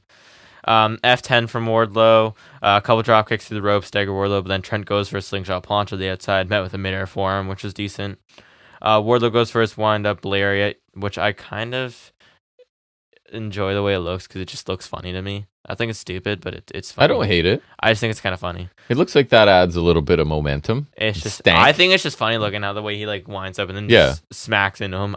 It makes me chuckle. It's one of those things where like they tell you, right? The person in the back row can see that sort of thing. And Trent meets him with a jumping knee, followed by a shotgun knee and sends Wardlow to the outside. While the ref is dealing with best friends in the UK, which is still weird because it's just like, I don't know, because the UK is a real thing. It's just weird. Trent hits Wardlow with a couple chair shots, and then back in the ring, a half-ass suplex, followed by a tornado DDT. Trent actually gets him with the pile driver for 2. And Wardlow hits that thing where like he's holding him from the middle rope and he drops him to a knee, which I feel like he hasn't done in a long time. No, I remember him doing that when he first started getting solo matches. Yeah, I always kind of dug it. I just feel like he hasn't done that in a long time. No, I think it should be one of his signatures, though. Yeah. Then he beats Trent with the last red powerbomb for the win. Not death by powerbomb, thankfully. No. And so while I have been made far from a Wardlow fan in the last couple of years, and I'm still not, this felt like a move in the right direction for me. Yep. It was not a half powerbomb filled squash match that ended with death by powerbomb, as we like to call it. Yep, that's which true. they did before he came in this group. It was an actual match with someone else who can actually wrestle, and that ended with an actual pinfall. And just like that, I feel slightly less hatred towards Wardlow. It was a move up from a squash. Do I still extremely dislike him? Absolutely. But it's really this simple that they just decided to put him in something that's not a meaningless squash match, these repetitive formulaic squashes that really showcase nothing for him, that they had done so many times with rest stoppages that made no sense. We saw a bloody, like nearly murder death match, and then we're seeing guys get powerbombed and they have to stop. Yeah. Like powerbombed once. Like I like that using the last ride powerbomb here made sense, and at least he pinned him. Like if Trent had just been killed off of that would make no sense to me. I still think Wardlow's far from a complete package because his promos are lacking and his in-ring work is like, again, Trent, I think, carried the load here. But again, Trent helped carry him to something decent, which I think is solid. He brought back that knee drop thing, which is kind of cool. And at least, like, the last ride, I think, is a good move for him if he's doing the powerbombs, because at least that's like a elevated kind of powerbomb. And as long as he's not killing anyone with it, then I think it's fine. And I thought Trent had some fun flurries. It wasn't an amazing match or anything, but it was decent. And that's way better than anything I've seen from Wardlow that I can remember in anything recent. So... and it was also tied to Roddy and Cassie, which kind of helps because they're both affiliated with the two guys. So it was something from Wardlow that I didn't hate, and that's the nicest thing I can say here. Yeah, I thought it was fine, right? It felt like kind of a rampagey match, but at least both of them hit some cool stuff. Wardlow's high impact things look pretty good. He has like, I don't know if anti-charisma is too strong a word, but like he's just not very interesting, right? He feels like a very generic big man still. And Cole's group is lame, dude, I think. Like, they're just barely above the best friends level at this point, it feels like. I don't know. You went from being with the biggest guy on the card involved, and it hurts because MJF is gone, right? But it's just not like, that he signed with WWE. He's injured. We're not talking about that. But they're just kind of directionless and not super interesting. I think part of it is the lineup is questionable for sure, but I feel like the whole Adam Cole MJF thing used to be so amazing, and then it's just been hurt by injuries. Because first Cole's injury really took the legs out from under this, quite literally, and then MJF being out, it prevents because it would be totally fine if MJF was still here. I feel like, and then MJF's fighting against them, that would give them purpose. They just could not follow up on anything, right? And I think it's not entirely their fault, but the fact of the matter is that that's how it is. Bit of a dud, it feels like. Yeah, that's fair. Then we get an Edge Minoru Suzuki package because just I don't know. A little hype video because there's otherwise it's completely random. So. It is completely random. It is. Copeland talks about how it's a match we never thought we'd see because why would I ask for this? And they're going to beat the hell out of each other or something like that. I didn't get a lot of it. Mm-hmm. It was solid. Don't really care. It's a really strange match to get. Could be good, but we'll see. And I was saying to you, one thing I'll say about Edge is that he's not our favorite, but as far as old guys go, he's solid. And I respect what he's doing with this open challenge, which they call the Cope Open, but I've been saying you call it the Copen Challenge. Yeah. Because that's funny. But unlike CM Punk when he came to AEW, I think he's putting his money where his mouth is, where he's actually elevating younger talent and actually wanting to work with them Suzuki? and help them out. Well, okay, but like the Open Challenge has been, right? Like he's gotten TV matches for Griff Garrison, Lee Moriarty, and Dante Martin so far. Yep. And like I guess this is a quote dream match if you want to call it that. But like I feel like Edge has actually done what he said he's going to do, like kind of help out and work with younger guys. And I feel like because Punk talked a lot of crap about that when he first came, like his debut promo wanting to work with guys, but he really didn't do that a whole lot. And I feel like especially in his later days, he just kind of faltered on that. So I respect Edge for doing that. And also we know Edge wanted to wrestle more. That's part of why he left WWE. So it's kind of a win-win for him, right? It is. So I respect that for sure. It was a fine little video, but like, and in their prime, this is an interesting match, but not to be rude, it's not that interesting now. And honestly, like, there was a time where I loved Minoru Suzuki. Suzuki, right now, for me, it's like, it depends on who he's fighting. The matches he's had in America haven't really impressed me, like his recent ones in America. Yeah, that's fair. It honestly depends who he's against, and I think that'll definitely come up later for sure. And Edge just, honestly, Copeland, whatever, just doesn't really interest me at this point. I like, fine, but again, I say it all the time, I'm sorry, there's so many other people that don't get much time that I would rather see. Yeah, that's fair. Yeah. Next, we get Renee interviewing Purrazzo and Tony Storm on the stage, and they're sitting across from each other. I thought the crowd was really dead for a good chunk of this, unfortunately. Storm said that Deanna's recently body shamed, and she thinks it's ridiculous because there's so much more to shame about her. She said, Storm said you can't use their past friendship to get a title shot. He said all of her friends were less talented than herself. She put over Deanna for being a great technical wrestler, but if you wrestle Storm, she'll twist your lips so hard you need an epidural. Purrazzo said she came to AEW to become the women's champion, and she had no problem earning a title opportunity and winning arm by arm. She called Tony delusional and said she talked about Tony Storm, who moved into her house at one point, and she wants to face the best Tony Storm there is and not what she is right now. And she said she revealed a tattoo on her right ankle, and so they have the matching tattoo. And Storm told Deanna to blow her tattoo out of her bumhole. They threw shoes at each other, like Storm threw it at her and Deanna threw it back. She went for an armbar on Storm. Mariah made the save, and she went to pump kick her, but I think she moved and Luther got hit instead, and then she raised. Oh yeah, I forgot that part. Luther. That's right.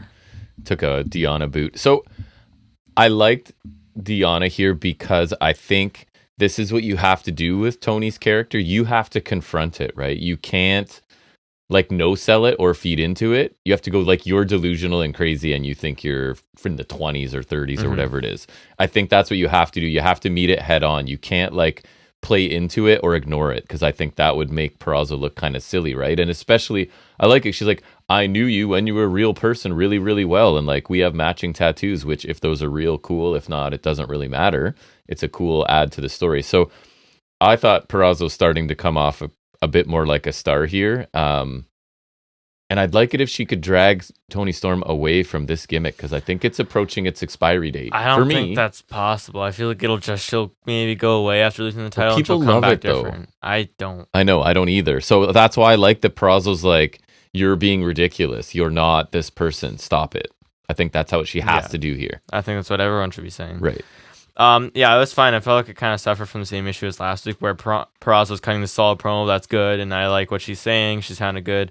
And then Storm's got her over the top shtick and all of her old timey lingo, and there's just a big disconnect. I thought the ankle tattoo is a cool touch, because at least that proves that this friendship was legitimate, because it's a thing that's used in a lot of women's feuds. Yes. So I feel like, I mean, it's always possible there's truth to it. So I like at least that this is proof that's possibility of truth's all I need. This is at least proof that there is some truth. Right. The little skirmish at the end was fine, but nothing to write home about. And I'm worried Purrazzo loses now because she held up the belt. I'm worried too. I wouldn't pick her to win. I don't think right now. We'll see. Next we get a John Moxley promo, which I feel like we haven't seen him in a minute. Was the Storm Perazzo, was she in black and white? Yeah, even when it was pulled out? That's interesting, right? Like, I thought it was interesting how her half of the stage was black and white, which that's cool. It's interesting how they did that. Yep. But so Moxley's talking about how Blackpool has won a lot of titles in their time, but they don't have victory parties. He said there's always another match around the corner. He said they're committed to being elite. Moxley talked about how people come here and don't know what elite means. He spoke about how he would maim and torture anybody who can't keep up. And he said when he steps in the ring on Rampage, he'll leave every bit of his heart and soul. He said he's going to do it every single time. Good intensity, as always, from Mox, but not really focused on anyone or anything, right? Which just kind of like, best, yeah. So fine. Good to see him cut a promo. He's awesome at it, but it wasn't really anything directly aimed anywhere, I don't think. So I always love Moxley promos. He's one of the best to do it. The mantra he has with BCC always works. And promos for me, just the way they operate, I always really enjoy. He did talk about titles, so hopefully that means he's going for something.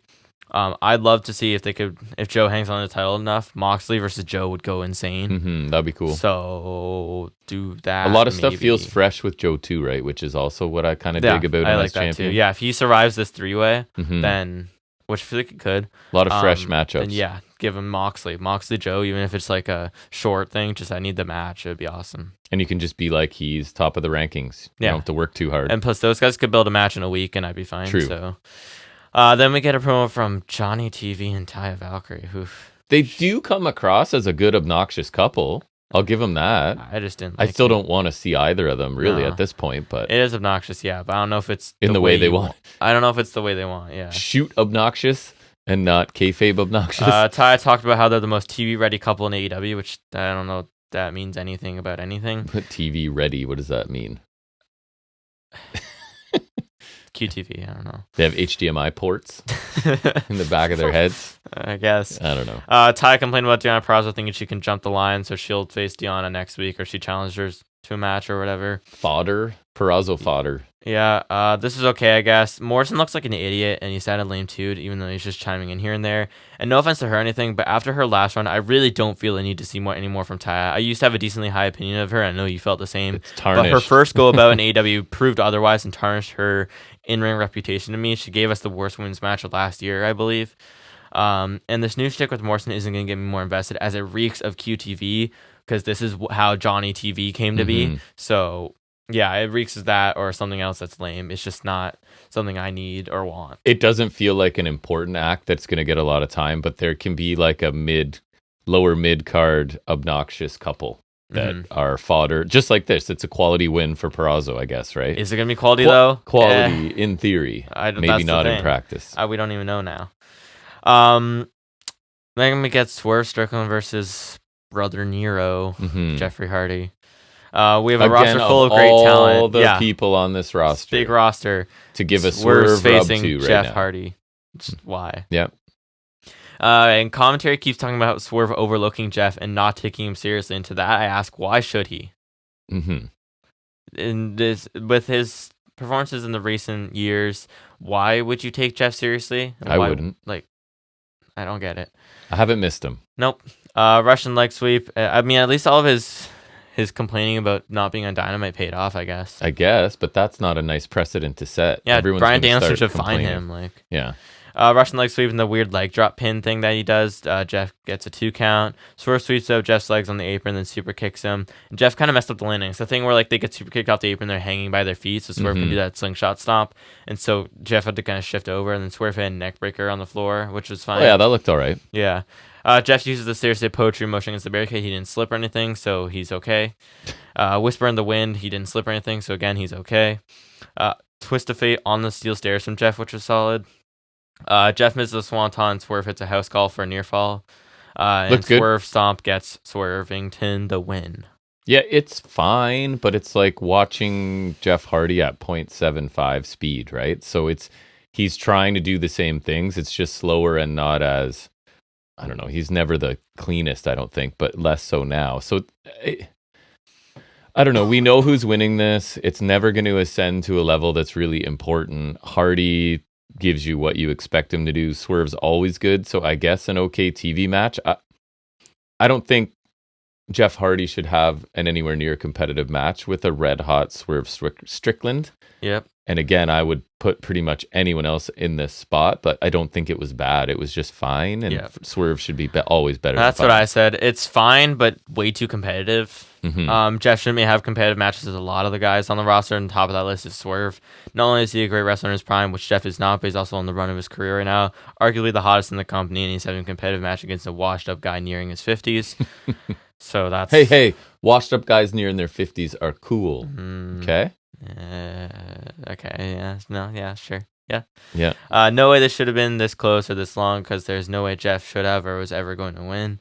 Not even like he has some solid stuff. Like, I thought the Dustin match from World's End was pretty solid. It would have fit a lot better here, honestly. It was a lot. That was better. Very good point. It was a lot better than this, and it would have been a good TV match. Yeah. So that would have been fine. Like, honestly, I think being on World's End is the thing that mainly hurt that. Correct. Jeff is so far from what he used to be. There's honestly no value in watching him for me. Even just the strikes he throws, like whenever he was punching Swerve, it just looked weak to me. Mm-hmm. And he looks winded after doing a few things at half the speed he used to do. He did. I thought that he looked really winded on the outside a couple times. Yeah, there's a bit of a close up of him, and he was heaving. He struggles. Yes.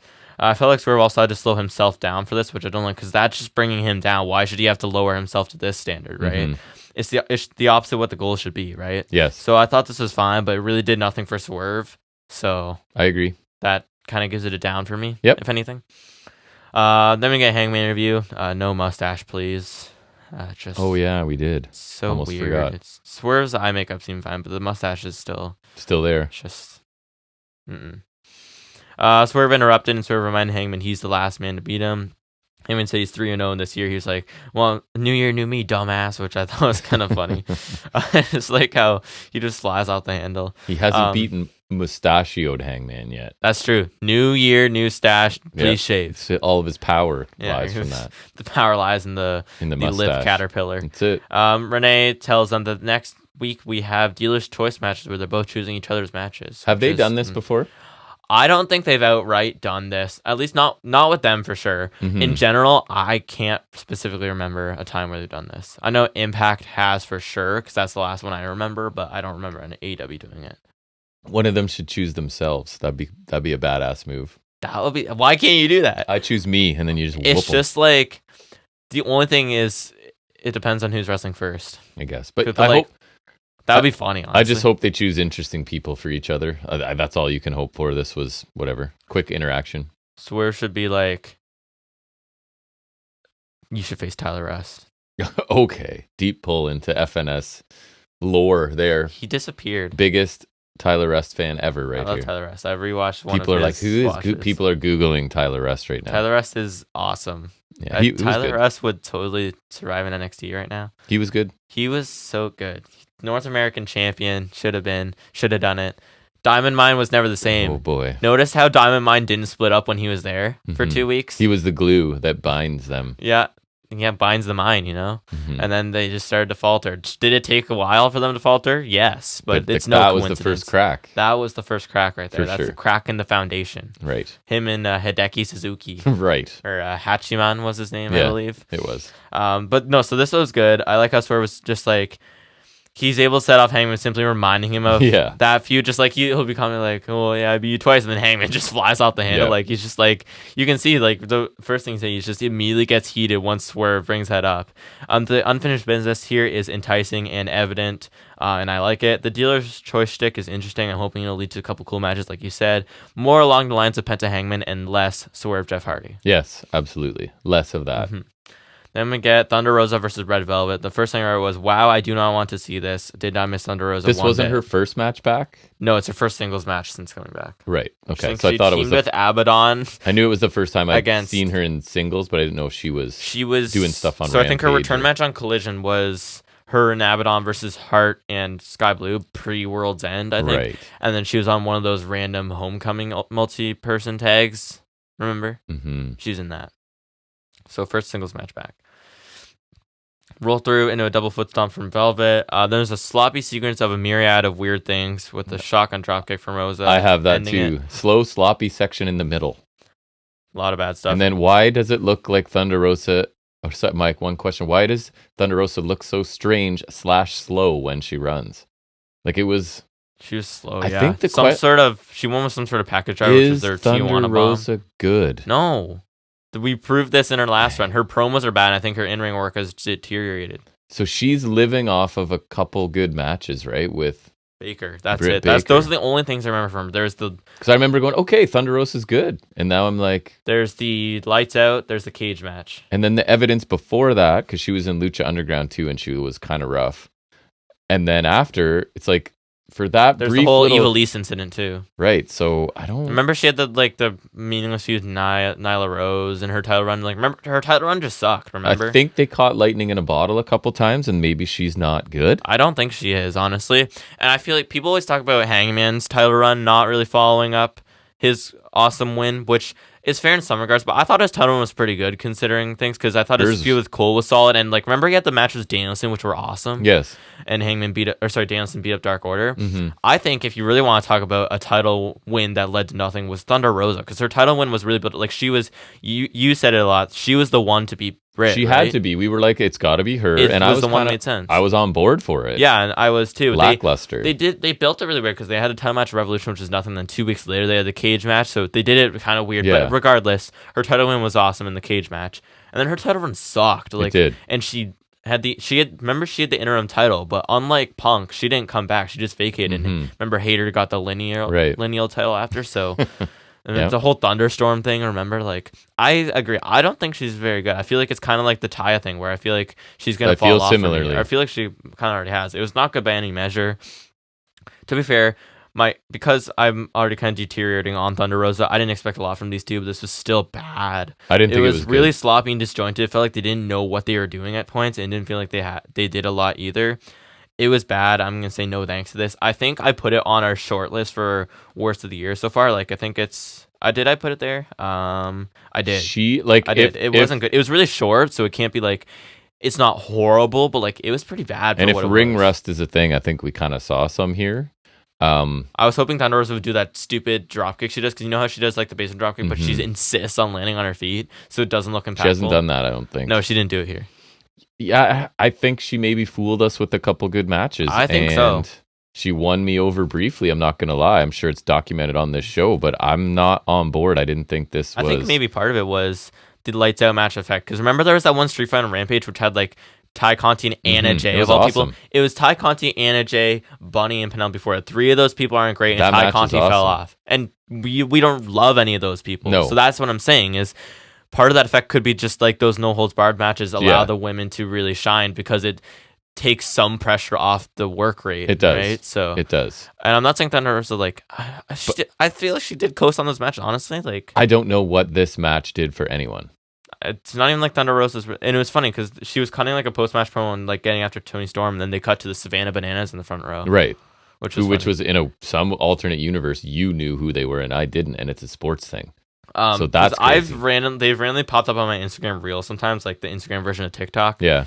And it's funny because I think they're Taylor Swift fans, so I've seen them like lip syncing to Taylor. I find it really funny for some reason. But for those who don't know, they're basically like, and I explained this to you, they're basically the Harlem Globetrotters of baseball.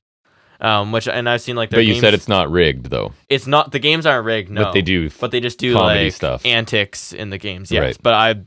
But from what I've seen, the games aren't rigged supposedly. But yeah, Jack Talks Baseball. Put it on your this day on your calendar. They are Harlem Globetrotter baseball, basically. Got it. And the other team are like not like the Generals, but like the Generals. Look at you with all the sports references. This is crazy. I've actually been to Globetrotters. You have. As a wee boy. Why. It's a young boy. And then I didn't try to suppress it like Raptors or whatever. Actually, no, that was Blue Jays because, again, you watched the Raptors. Well, at the Jays game. And then I got to watch a bit of Greatest Royal Rumble because I remember that was the same day as the first Saudi show. And did I pull it up on our phone or something? Yeah, because you were watching basketball, so you let me watch a bit of that after. Nice. Yeah. And I think I watched Triple H. Didn't remember that at all. Triple H and Cena and something else. The good old days. Yeah, back when Saudi was just beginning. Mm-hmm.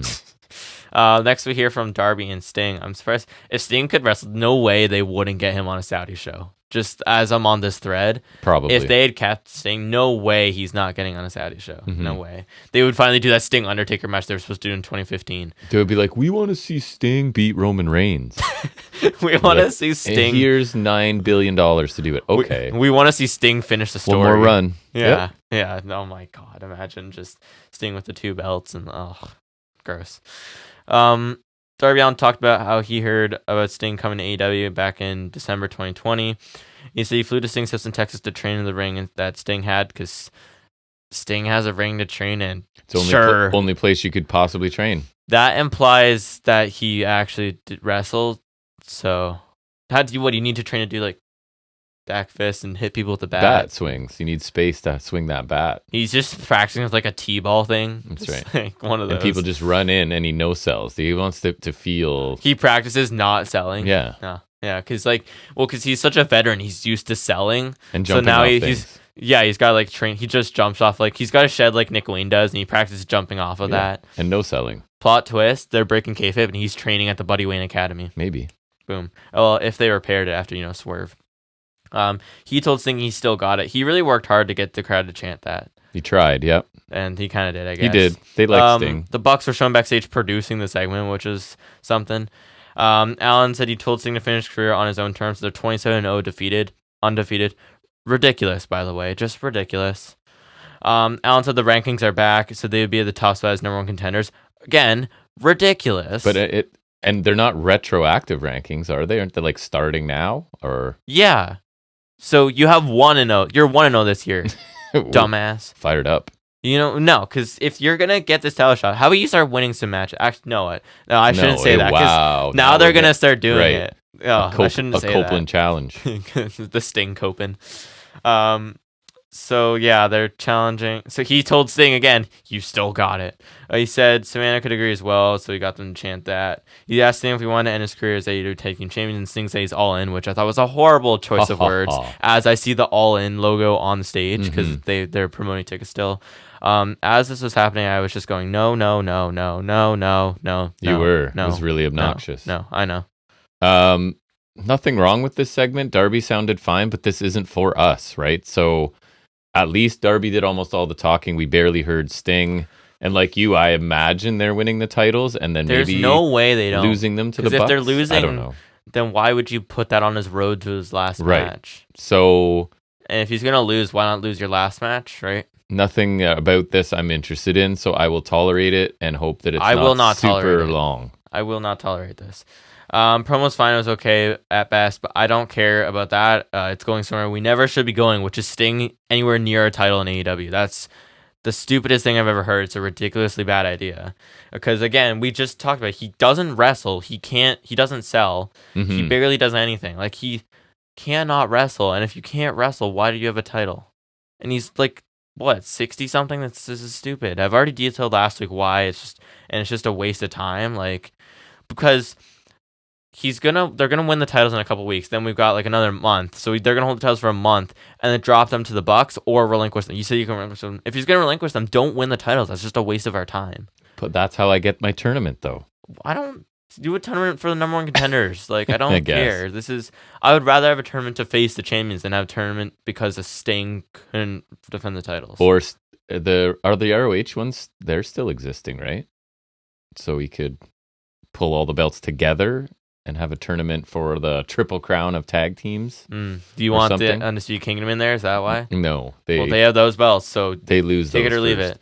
No, those are some more that he collects from them and has them all. Sting? And then, vacates them all. What? No. To say I don't want this is an understatement, and I get they'll do whatever for Sting's retirement, but jeopardizing the tag division temporarily for no reason is stupid. Yeah, I mean, it's not thriving really anyways. But I was hoping this year they would start rebuilding it. I'm always hoping that. This feels like the exact opposite. It does. It's like you're jeopardizing things just for Sting. This is stupid. Like, you can do this. It's like Rock Roman to me. I don't care about that, and it's something that doesn't need the title. Sting does not need the titles here. I don't. And if you're going to do this, why didn't you do this sooner so at least there's some time with the belts? I mean, again, I don't want him with the belts, but I feel like it's an even bigger waste if you're not even going to do something with it. Like, he's just going to win the titles and do nothing. And why, if he can so easily win them, why didn't they do this earlier? Like, why wouldn't Sting, you've been undefeated the whole time, in character, be like, we could just win the tag? Anyways. Yeah, it's almost like he doesn't want them. That's a lot of talk about something I really don't care about at all. Really don't want it. Whatever. They can do what they want. I'll watch it. I just hope it's quick. Put it on. I wish I was on Collision so I wouldn't have to watch it. True. Then we get Starks and Bill promo backstage. Bill thanked them for being addressed by name as the tag champs. He said they accept the challenge. Ricky said Sting's first match was against him and a partner, Hobbs. Or was it Cage? One of them was in that match. But now Ricky has the best partner. Yeah. Ricky told Sting to lay down so they can walk over them. Stark saying Sting won't make it to Revolution really has me hopeful. I don't want the title match so much. I'm very fearful because the chances that they win this match are so incredibly minimal. It's almost 0. Yeah, I would say so. And this was just a quick segment, them accepting a challenge that they aren't going to win. So that's I would fine. bet my life savings on the fact that they will not win this. I mean, that'd be a nice shocker if they did. You'll be happy. I would be overjoyed. That'd be the second happiest thing this year. Mm-hmm. After Pete Dunne.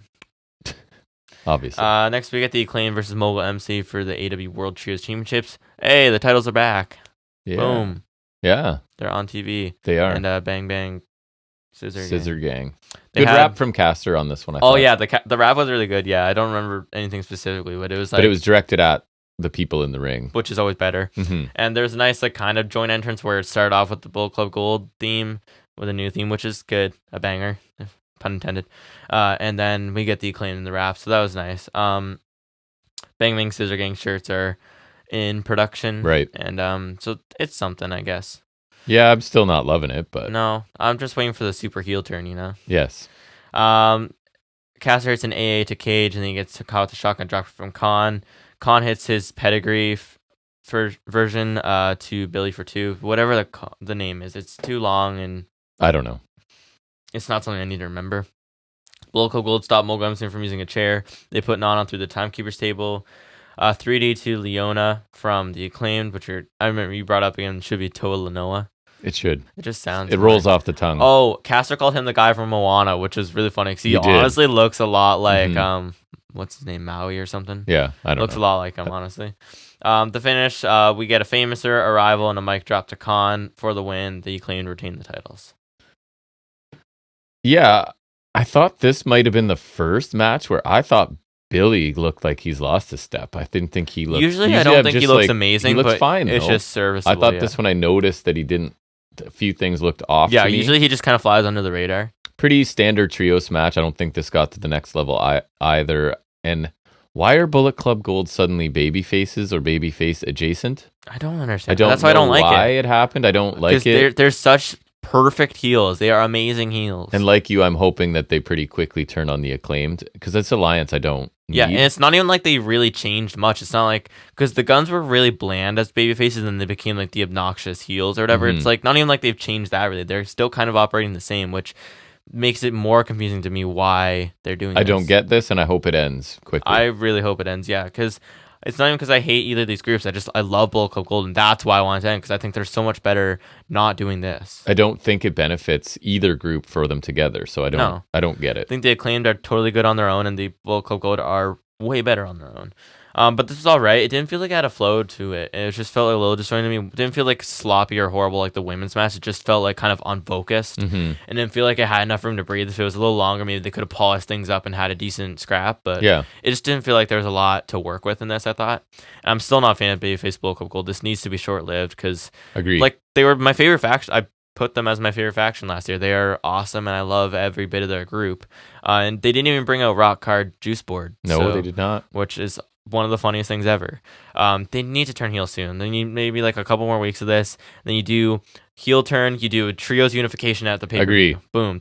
We have 6 weeks. 6 weeks to get that done. That's right. 3 weeks in, you do the turn. 3 weeks to build to the show. Right. Boom. Easy. That's how you do it. That's how you do this. All done. Right.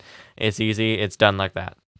Then we get Serena Deeb vignette. We're on the flagship. She's on the flagship. That's good news. Boom. There wasn't much to this. It was basically just her return match is on Collision, so looking forward to that. I will probably see it. I want to check out that Trios cage match with House of Black. Yeah. Which looks pretty crazy, so hopefully we can just catch her on the side, you know? Mm-hmm. It will have to be later, though, as they are going up against the Rumble, because they are fools. I thought she sounded babyface here, because I was trying to pick up on... I don't think so. Which I don't prefer, but I can't remember what it was about. Heel. I don't know. It was really short, but... Yeah, no. I'm super excited for her to come back. She's awesome. She is. We love Serena Deeb here. If she has a cool shirt, I'll get it. It needs to look cool. I agree. Then we get our main event, which is Adamander Copeland versus Minoru Suzuki. Main event, I would say. A little bit. and the latest Copen challenge. Yeah, the Cope Open's stupid, first of all. I don't know. The name, the whole concept. That's my name's better. It just ensures I get this guy a lot. Well, I think it makes sense because his whole thing, he's going back after Christian, and the timing with the rankings also makes sense. Yeah, I guess. So I think the name's stupid because my name's so much better, and I'm going to say it until they do it, which they won't. A fresh matchup, but maybe 10 years too late? Yeah. 10 feels about right. 12. Yeah, 10 to 15. 10 to 15 years, yeah. That sounds more fair. Strike exchange early on. And early and often. Strikes exchange early That's and what often. you can say for Suzuki matches for sure. Yeah. Copeland drives Suzuki through the barricade. Yeah, that was funny when they're like, oh, Suzuki hit the back of his head when he and then they played the replay to the ground. and he didn't even touch, not even close. He rolled to the ground. Oh, actually, it was Copeland because the barricade is so thin and they just kind of walked back into it. It didn't. Yeah, it wasn't even like you could have drove him through with the spear, and I would have passed it on that, honestly. But he just walked. They just walked backwards. Yeah, it collapses. Suzuki had edge like a guillotine, and then he just like pushed him through it. Yeah, so they were trying to make it because clearly the impact wasn't there. So then the next thing they quickly go to is, well, Suzuki hit his head off the floor, and then they play the replay. Nope, Edge hit his head on. Okay, sure. Yeah, if it was a spear, then maybe, but it didn't work here. No, just walking back through it. Yeah, forearm exchange, and just the difference between Edge and Suzuki's forearms is something because Suzuki. He's got good shots for sure. It's the New Japan Strong and the WWE Safe meeting up in the middle. And then we'll also have a cross forearm later because he's awful and I hate him. Open hand shots from Suzuki, which also looked pretty nice. He went for an armbar. Copeland counters, hits an impaler DDT. Suzuki kind of bailed on that one. He did. They replayed it. It looked better on the second angle, but his head was nowhere near. It was more so he had his leg out too. He did. Usually they just take that flat or something. Mm-hmm. Suzuki avoids a spear, locks in Fujiwara armbar. Cope crawls to the bottom rope. Spear from Copeland for 2. Suzuki locks in a sleeper hold. Copeland eventually gets up. He did go purple well. I'll give Edge that. He actually did, yeah. He sends Suzuki in the turnbuckle. One of them was kind of exposed, but not fully. Didn't catch when that happened. That's what I'm saying. I kept going, when did they do that? I don't know. I didn't notice. Copeland won with a kill switch. Then after he grabbed the mic, he said he's never been hit that hard in his life. He says respect to Suzuki after the handshake. Suzuki just yells. He goes like, ah, and then he just leaves, which I thought was really funny. Oh, yeah. Suzuki's a beast. He's just so weird. Copeland says that was a war and the kind Christian knows nothing about, even though they had a way better match at World's End, but potato. Mm-hmm. He says he's still coming for Christian. Woo! He's got 6 weeks, so we'll see. That's right. We know exactly. we'll see how many matches he can get in that time. The crowd was really into this. I wish I were with them because they were saying this is awesome. You're like, they haven't done anything yet. It was like 2 guys past their prime having a random match with no build, and you know what the outcome is, and very few wrestling moves. The last couple of minutes they tried to do stuff, but mostly it was just a bunch of chopping and walking around. Like, I have no problem with strike exchanges, but they can't be the bulk of a match for me.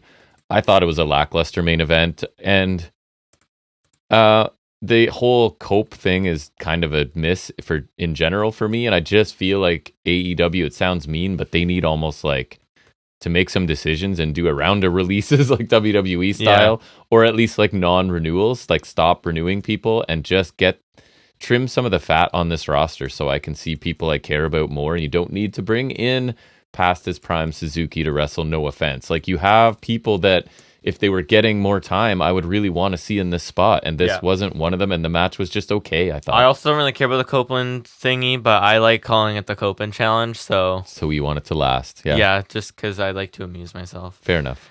This was fine, honestly. I didn't expect a whole lot from it. Didn't deliver a lot to me either, so I guess it's just there. Yes. It was heavy on strikes, which is typical for a Suzuki match, but this kind of style really doesn't fit Edge, in my opinion. I feel like, I'm not a big fan of Edge being here either, but there are some matches where he works. Like, the World's End match worked. This doesn't really fit him.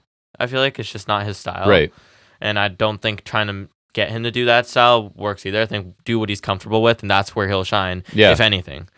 The barricade spot could have been done better because it looked pretty lame here, and Suzuki kind of bailed on the Impaler GT as well. I feel like a light version of a Suzuki match, and I expected Edge to win with the whole Copen challenge thing he has going. I'm going to call it that because it's better than the name they've been using.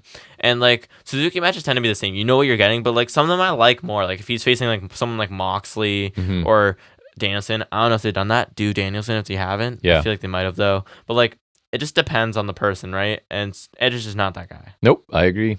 Overall, not a big fan of this show. It peaked really early, like the Samoa Joe segment, like the Hangman Penta match, and the rest. Like just going through, like there's nothing really. Even if like the Wardlow match over delivered for me, I don't think it was like still an amazing wasn't great. match. Yeah. Like I liked Perazzo, right? But then everything else was just kind of there and not. Yeah. So I gave this show a C, which is a pretty low grade for a Dynamite. Again, started out pretty strong, and then for me was mediocre to not good. So that's a C overall. Do better, Dynamite. Mm-hmm. I think I liked it a little better. I was kind of debating on my grade as I was looking through because I forgot to write up my bit. I don't anymore at the end. I kind of like, because sometimes when we talk about stuff, it crystallizes for me a lot. Yeah, I've been trying to do that just so that, because I don't have any of my grades documented usually. I agree, peaked early. I did quite enjoy the opener and the opening segment as well. What was it? Wardlow Trent was solid. Like, it was better than I expected. That's the nicest thing I can say still. Swerve Jeff, not great. And the women's match was bad. I'll just say that. Trios match was nothing notable. And the main event was lackluster. The only other segment that felt lengthy was Darby and Sting, which I didn't love or care about. Giant TV, no good. Moxley was good. But yeah, it just felt like a mediocre show. I'm going to go C+, but not a banner one. I'm really hoping that this year picks up, because I thought, like, again, the first show of the year was awesome. So I really hope that it's more close to that. Yeah, we loved that. Was like an A- show for us. Yeah, A maybe. Like, it was we really enjoyed it. Show. And we were like, oh, sweet, a reset. They're going in. It felt like a new beginning for sure. And this is less so. I agree. All right, so we're going to move on and take a little break from analysis into a little bit of trivia, where Jack will tackle a topic of my choosing in a segment we call Off the Top of His Head.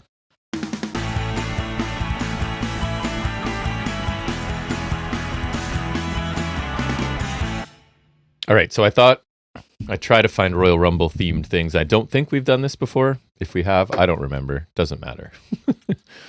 20 quickest Royal Rumble eliminations. I'm going to try and turn an article from Bleacher Report into an on-the-fly sort of quiz here, okay? As I drink some coffee. Are you ready? Number 20. You're not ready? You need a moment to prepare. 1999, 15.7 seconds. He had done really well in a 1991 Rumble under a different name when he came a close second to Hulk Hogan in 91. But under this new billing in 99, he's the member of an eccentric group called the Oddities. Oh, which one was he in the Oddities? Be the first man to unsuccessfully try to dump out Stone Cold Steve Austin for the $100,000 that Vince was Golga? Golga is correct. Very good. Okay, I just don't remember which one. So that's what we're looking at. Number 19, 2009, 15.2 seconds. This man was an annoying little squirt, having broken away from a popular tag team partnership. Hornswoggle? No. With Paul London. Kendrick? Correct. Oh, an annoying little squirt? Yeah, that was what he was doing, I guess. 2001, number 18, 14.1 seconds. So he was also repackaged in a drastic character change. A big man. These other hints are too. So he ran straight into an irate Rock, who quickly dispatched of this former Nation of Domination cohort. Godfather? Good Father? Good Father, yes. That's a very big difference. Number 17, 2007, 13.4 seconds. Pretty much this man, I'm taking out the names, pretty much the prime example of how pure violence and X-rated behavior was enough to earn you top billing back in the days of ECW. So I think saying maybe not the most talented, but was all gimmick. Sandman? Correct. Cult figure who couldn't resist a drink or two before matches, etc., etc. Number 16, 1994. We just discussed him very recently. Had some great moments in WWE, including winning King of the Ring once. However, in 94, he wasn't so lucky in the Royal Rumble match, entering with only Diesel as a competitor. No place to hide for the then rookie, and Big Daddy Cool soon dumped him out of the match. Mabel? No. Oh, I won King of the Ring previously. He won King of the Ring after this, because he was a rookie. So if I say the year, you'll know. He won it in 99. Oh, Billy Gunn? Mm-hmm. Correct. Yeah. Number 15, 1998. Good luck with this one. This is the hardest one, I think. Having come in to face off against the psychopathic duo of Cactus Jack and Chainsaw Charlie at number 3, he never stood a chance. Also went by the name, I can tell you this, I don't know how much it helps, Salvatore Sincere for a short period. I've heard that. I know I've heard that. So it's the 1998 version of Salvatore Sincere. I've heard that name. I know. I'll know it once. You'll never get it. Tom Brandy. I know I've heard that name, though. That one's hard. All right, 1995, 12.4 seconds. If this list extended to the top 30, then this person would be on there 3 times. And it says his brother, but I think it's his cousin. Is it one of the Harris guys? No. The Blue Brothers? No. So, in this short foray in the 1995 Rumble, he was one of 6 men who spent less than 20 minutes in the ring. So they were a foreign tag team that came in the 80s. They were cousins, I don't think brothers. Bushwhackers? So which one? Butch? No. Luke? Correct. I don't like saying Butch anymore. Number 13 was in 1990 and it's 12.1 seconds, and this one's a bit of a surprise.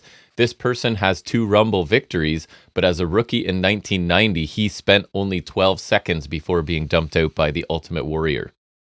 I'm sorry, in 90? So this was in 90, he was dumped out, and he would later win 2 Royal Rumbles. 2 Rumbles doesn't a lot of people. Shawn Michaels? Correct. Well, I don't know why I got that, but... Right. Good one. Number 12, I don't know how to give you hints for this one because they don't have much. 2012, 11.7 seconds. They more comment that 2012 was maybe the worst Rumble of all time. That's one of the bad ones. I don't think it's the So worst. this was another guy in a cousin tag team. One of the clones? Low card. One of the clones? One of the clones? Colognes. Yes. Which one? Prima. No. Damn it. You're bad at this 50-50 business. Epico. 2001, number 11. They are cousins, and one of them's Carlito's brother. Right. Yes, that makes sense. Maybe? I think so. I don't know. So 2001, 10.3 seconds. One of Kane's infamous 11 victims in the 2001. There's 11. Made more of a name for himself as a commentator in his later years than as an in-ring performer. Correct. Very good. 2010. Commentary Jones. We're in the top 10 now. Number 10, 2010, 7.3 seconds. Unlike most people on this list, he took himself out of the Rumble rather than being tossed out in an embarrassing fashion. Following a feud with The Miz, he would be assaulted on his way to the ring, unable to enter the match.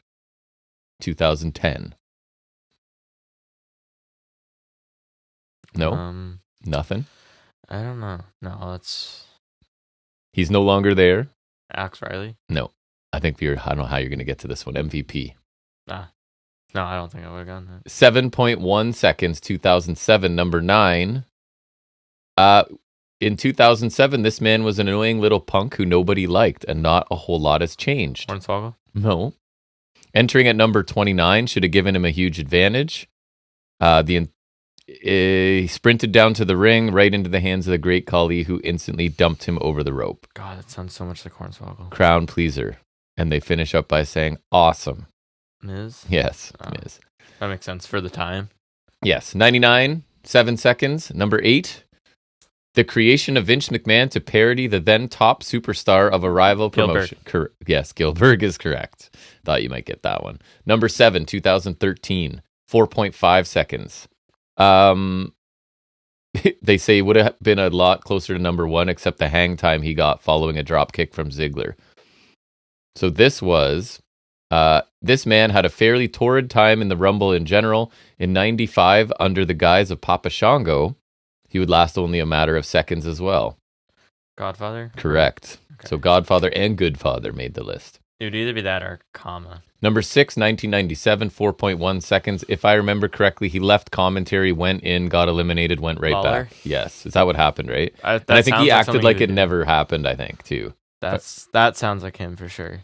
So 1991, number 5, 3.9 seconds.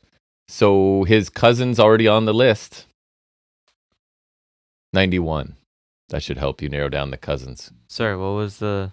He lasted 3.9 seconds, and his cousin was already on this list. What year? 91. Butch? Correct. Or sorry, Not that Butch. Yeah. So then 3 and 4, because it's tied, 1995, 3 seconds. Both of them, so what happened here?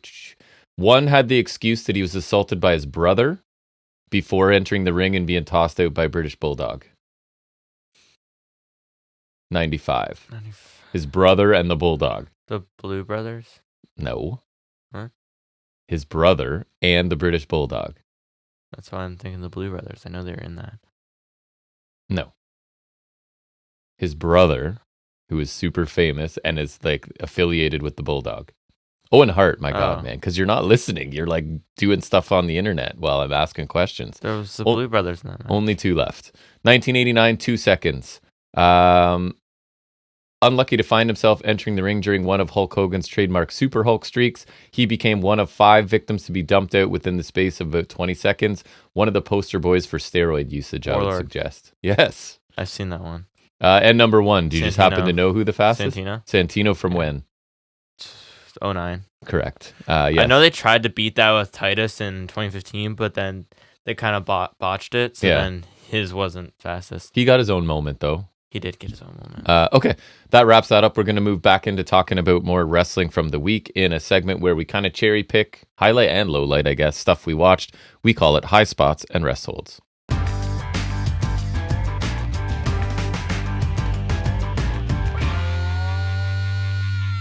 All right, so we'll start off Monday, which is Raw. So what do you have from Raw? I did not watch Raw. I did watch more than half of SmackDown this week, but I don't even remember what was on it. So maybe I'll look that up while you tell me what was on Raw. Brief high spot was Rollins opened the show. And the promo was fine from what I saw, but I didn't see much. At least his situation forced him to rein back the wackier side of his character. Right. Because, the whole knee injury thing. Yes. He says he promised to bring the title to Mania and he will, but Gunther also came out before he said that, so I like that because it makes me hope we could get like a title for title match at Mania in the vein of Hogan Warrior instead of getting Rollins Punk. Yeah, but that would be nice. That doesn't seem likely, but no, I'd love for them to face off for sure. Yeah. Anything else? The last one was the Resthold, which was Punk and Cody segment. I saw most of that. I didn't hate it. I didn't think it was amazing, but I didn't hate it. It's just because we don't like either of them much. I mean, I don't hate Cody, but just especially here annoyed me more. I was never expecting to enjoy this interaction. The clips I saw didn't make me think otherwise. Punk talked about how he didn't have a famous dad, and his dad was a blue-collar electrician, so that makes him more of an American dream than Cody, yada, yada. Cody retorted talking about the pipe bomb and says all the things that Punk said and the people he inspired the revolutions. He started blah, blah. He's more punk than Punk, I think was in there, right? He says Punk really left and dropped the torch, and Cody was the one to pick up the torch, which of course. Is that accurate? Is that a revision? That's a revision. Because I was watching it going... Of all the people... You know me, I don't remember stuff. I don't think Cody picked up the torch. Maybe. I think he kind of like picked up the ball and ran with it when he left WWE, but I think that's completely irrelevant to what Punk did. That was the one chunk I wasn't quite clear on. Those two things feel completely irrelevant to one another. I agree. So that was dumb. And everything Punk said in that pipe bomb, Cody did. So he's more of CM Punk than Punk, yada, yada. Punk's promos always feel more preconceived to me. He feels like he's trying to come off the opposite, which I feel like you could agree. Like he's always trying to feel like he's coming off like on the edge, and he's like he's always speaking the truth, telling when he's telling lies, but it always just feels like super premeditated and just phony. He feels like a phony. He is a phony. They both are phonies. Phony. They're both phonies. Just an overwhelming distaste for him, of course. Cody's never been my favorite. We'd make fun of some of his promos on the regular. One in particular comes to mind. And we've already talked about it today. Yeah. His delivery annoyed me more than usual when he talked about the pipe bomb. Pretty much all this irked me, not a fan. It was not good. Looking at NXT, we start off with a recap of the Battle Royal, and I only mention it because you may have forgotten storylines or people that listen to us instead of watching shows, right? So out of that Royal Rumble, you basically have Lola Vice. Rumble, Women's Battle Royal. Sorry, it's on my mind because we're getting to it. So Lola Vice and Elektra Lopez split up. Blair Davenport took out Carmen Petrovic, so they'll have a match on NXT coming up here. Thea Hale eliminated Ariana Grace, and then you had Ren Sinclair lasting to the top 5, so we'll see her again on this episode 2. With her amazing ring gear. And then finally, Roxy won the match and earns the Vengeance Day title shot. Using her old name again, huh? So yeah, this show will, the crowd still does, I think, sometimes. So this show will main event with a contract signing, which is always my favorite thing, but we'll see when we get there. So the opening match I thought was a really good match. I went into a bit of detail on this one more than some of the others.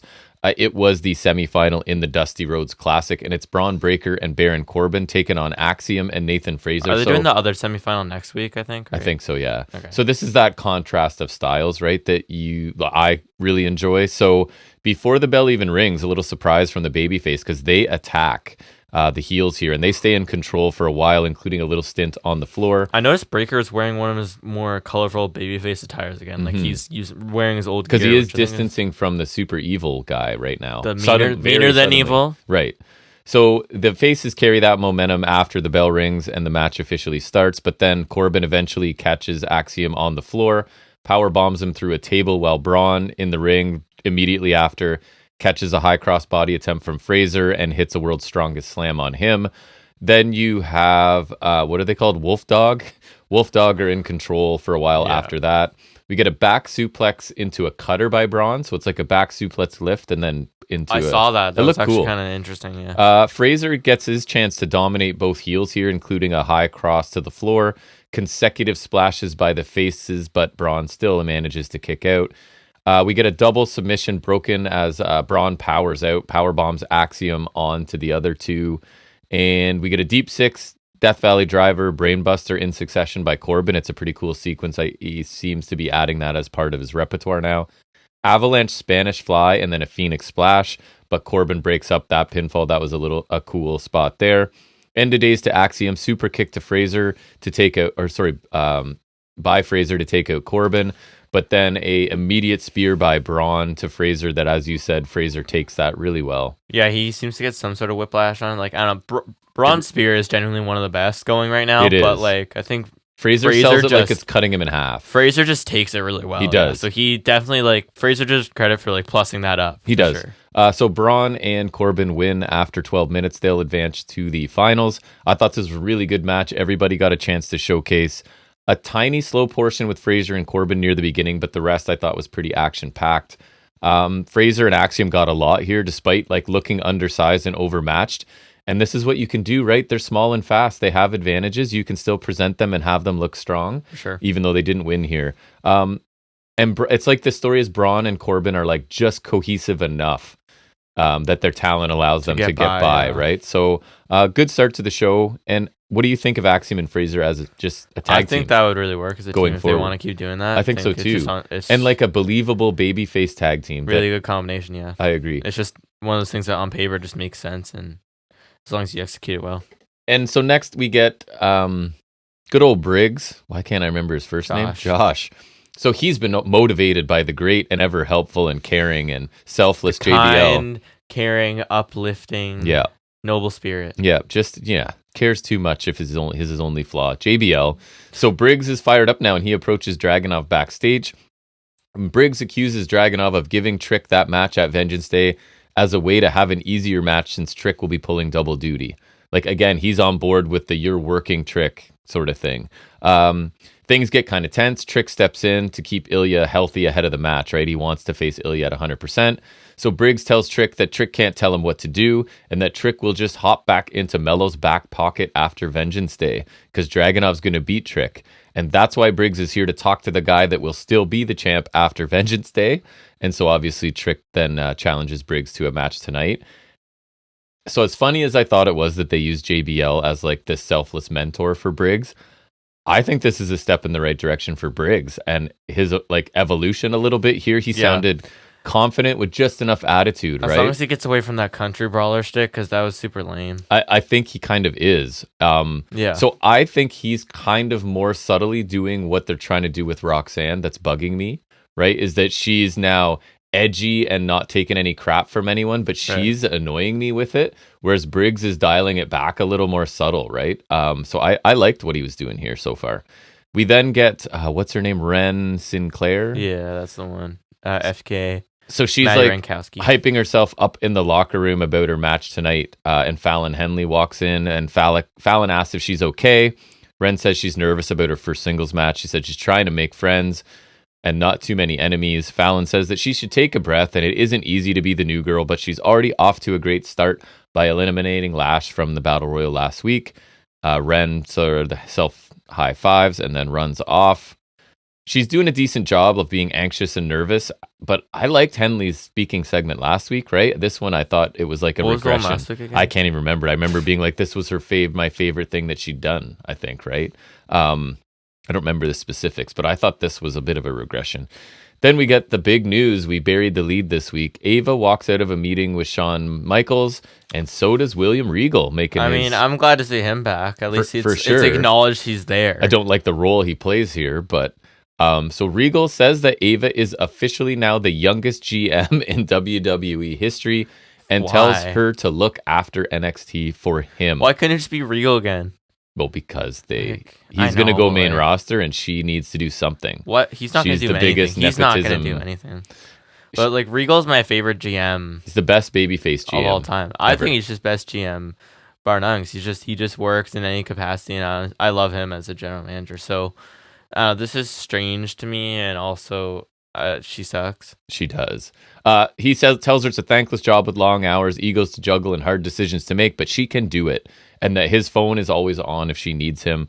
So as much as I don't want this, and I don't think Ava's done a good job so far, I understand, right? This is The Rock's kid, and they need to do whatever they can to develop her. And since she's I guess there's that, clearly nowhere near ready to be in the ring, this is the next best thing, I guess. Like, I hope she can find a voice, and I'm sure they do too, and a character in this role. But as someone who watches this show every week, I'm not super optimistic. Yeah, and they're just trying like really hard with that. And if she's not The Rock's kid, she's not on TV right now. No. She's getting more seasoning, doing whatever they do. Yeah. Anyways, Lash, legend, Ren Sinclair. Ren's obviously trying to avoid the powerhouse, does at times. Jackson gets involved, but gets knocked off the apron. We get a Lash powerbomb, and it's over in 3 minutes. And then Henley comes out to help fight off Lash after the match. So it's this Ren, Fallon, Henley, I guess, union that we're getting. Nothing glaringly awful. That's not nice, other than Ren's ring gear. It's so bad. I hated it. Yeah, I saw it last week. It's horrible. And Lash didn't look amazing here, but again, they've made the decision to have her work a bit slower and hit power spots, and that definitely suits her with her physical stature. She just needs to keep it simple. It's still not great, but it wasn't offensive. Earlier today, Out the Mud, OTM, went to the family's restaurant that we always do family segments in, but the family weren't there. I think the point is Adriana Rizzo's knocked out. It looks like there's broken dishes on the ground. So they're harassing a server and telling him to tell the family that they're looking for him, I guess. And my only plus here was Rizzo didn't speak, because I know you loved her speaking. She made the other two look worse. Yeah. And because she was so bad. So this was just kind of filler, I guess, in this angle with OTM and the family that I'm honestly hoping OTM come out of it, because I've seen if nothing else, I've seen what the family has to offer, and I like Stacks. I don't mind either of them, but like the gimmick they're saddled with is a good way. Is not good for sure. Electra Lopez, sporting a new look, angrily walks into the what's it called? The whatever that building is, the CWC. Well, I thought Capital Wrestling Center. I think that's what it is. Is that where they're not in the Performance Center anymore, right? And asks the crew member where Lola Vice is, and that he doesn't know. So she says when you see her, she should tell her they're looking for her. She did look pissed off, so good for her, I guess. Dijak, So Joe good for Gacy. They brawl before the bell rings. Gacy hits Dijak with a chair. Dijak hits a discus boot, sends Gacy through the wall. Gacy crawls out smiling, attacks Dijak, only for Dijak to hit a Uranagi to him through the announce table. And so the match doesn't happen, but I thought this is how you build matches with Dijak, right? Don't let him speak. Let him just hit some big moves. These guys like hit big stuff on each other. And the crowd gets to see a couple cool spots. We get more heat generated. He has some solid stuff. And I assume this is going to be some sort of stipulation match, right? After this interaction, it would have to be something, right? It would seem for the pay-per-view, I would guess. Weird. The pay-per-view is not... Doesn't look the best. No. But both of these guys are experienced wrestlers, right? So there's a chance this match could be good. And honestly, this did help generate some interest for me. So I thought it was an effective segment. Ariana Grace is backstage practicing a speech in the empty locker room after everyone vanished in the locker room last week to leave her alone. Lopez comes in looking for Lola Vice. Lopez walks away while Grace says that some people have no social graces. Get it? Nah. See what she did there? Fun. And I thought, honestly, when you are a developmental show and you want people to speak, but maybe not too much, having somebody walking around looking for somebody and running into people who can say a sentence or two. It's a good way to go about right? it. To get a tiny bit of experience without doing too much. I thought makes sense. It's not bad. Lexus King's walking and talking backstage on his own, saying that Trey Bearhill better be grateful for the spotlight he's going to put on Trey tonight. And I think I'm disliking his character less recently. Or I think progress. Or I think I'm starting to dislike him for the right reasons, I guess, a little bit, because he's like this irritating, get under your skin, I'm getting you exposure kind of guy. It's progress. Yes, I think so. In ring, maybe a little different. Yeah, there's always room to improve. So over the weekend, I don't know if you saw this, Robert Stone, Mr. Stone, took Von Wagner back to his college football stadium. Did not see this, don't want to see it. It's kind of funny, and I'll tell you why, because Stone's two little kids come back as the trainers. And they're like, they give me like, I'm not saying they're good actors, but they give me like Home Alone vibes. That kid. Like, was he a really good actor? No. But like, was he super entertaining? You know what I mean? So they're kind of funny in it. So he's running up and down the steps and doing sit-ups and pressing the kids over his head, right? Training, throws a football and hits Stone in the head. Ha ha ha. Dar's face on a tackling dummy. Vaughn aggressively attacks it. So kind of silly segment, but I don't mind it. This is kind of Vaughn's niche now, and it's working a little bit. Still not thrilled with him being in the Heritage Cup scene, but yeah, that's really not amusing segment. And I think I could see Vaughn on main roster doing some of this, taking Stone with him and doing silly bits like this. But anyways, he ain't ready for that. We then get Lexus King taking on Trey Bearhill. Bearhill already in the ring. Lucky guy. At least he doesn't have to play that drum again. It's he yells really loud and hits really basic stuff. He dominates like 90% of the match.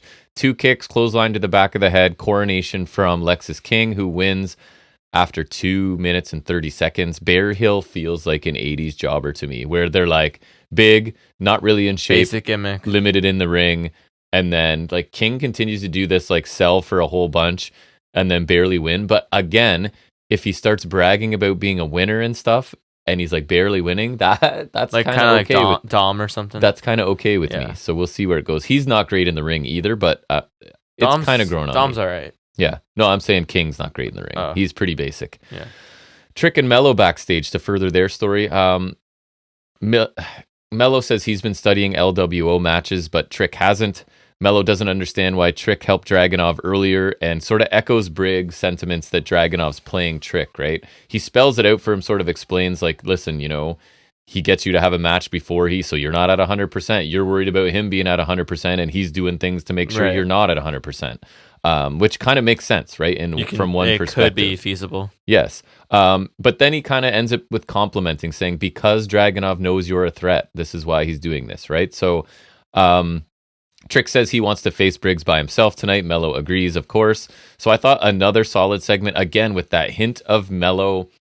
I think the point here is he's taking the time to prepare for LWO, right? And Trick, it's not his main focus. And I think that's what they're sprinkling in here again. Yeah. So that's cool. Supernova sessions, Noam and Oro Mensah quickly mock Vaughn's training methods. And I don't know how I can hear him screaming from upstairs. I know, I can hear him too. I don't think it'll pick up on the mics. That should not be possible. 2 floors above us. So he brings out Lola Vice as their guest, and he asks her if she had always planned to turn on Elektra Lopez as she did at the Battle Royal last week. Lola says that there was always an expiration date the moment the two of them teamed up, that Lopez saw a rising star and latched onto her, and that basically she's nothing more than a leech, and Lola was sick of carrying her dead weight. She regrets nothing. She doesn't regret all the fans watching her every move, the women backstage being jealous of her, or anything else. Elektra says she sacrificed everything to be here, because she comes out, I guess. La Madrina is real, while Lola got here by shaking her ass on Instagram. I thought she had some pretty good shots here at Lola Vice. 1 Minute Vice is auditioning for a Lifetime movie, and then she's a wannabe MMA fighter shadowboxing in a bikini, and that Lola Vice is a phony. Lopez says she doesn't want to wait until next week. She's burning Vice City down now. Ooh, video reference. She tackles Lola across the couch. Officials come out to break them up. I thought Lola Vice sounded pretty rough. She has charisma. Longer speaking segments lately have not been very convincing, but ahead of her main roster call-up, it looks like. I thought this was the best Elektra Lopez, and she had a new look that I thought she looked a lot cooler.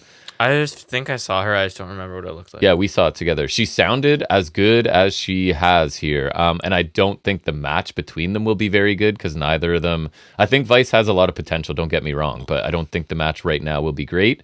And I said even before I saw that they seem to be presenting Lopez as a babyface all of a sudden off this breakup, which she carried to main roster, right? No. Is she heel? Oh, sorry. So she flipped back. Interesting. That's even weirder. It does not make sense. The family are in a car and they're mad at OTM for what they did earlier. There you go. That's that recap. That's good, eh? Chase U. This is kind of funny because all their classroom stuff is being repossessed and like taken out as they're talking. So like the desks and the whiteboards and everything. So Riley Osborne apologizes and says that his time here was short at Chase U, but he loved it. Chase says it's all his fault. Duke says that he's kind of like, listen, it's all just material possessions. We can replace it all. And then they start to like take his MVP trophy and he gets really upset quickly. And he says without the trophy or Chase U, he'll spiral really quickly. Chase says gambling again. Chase says everything he worked so hard for is gone. He has nothing left.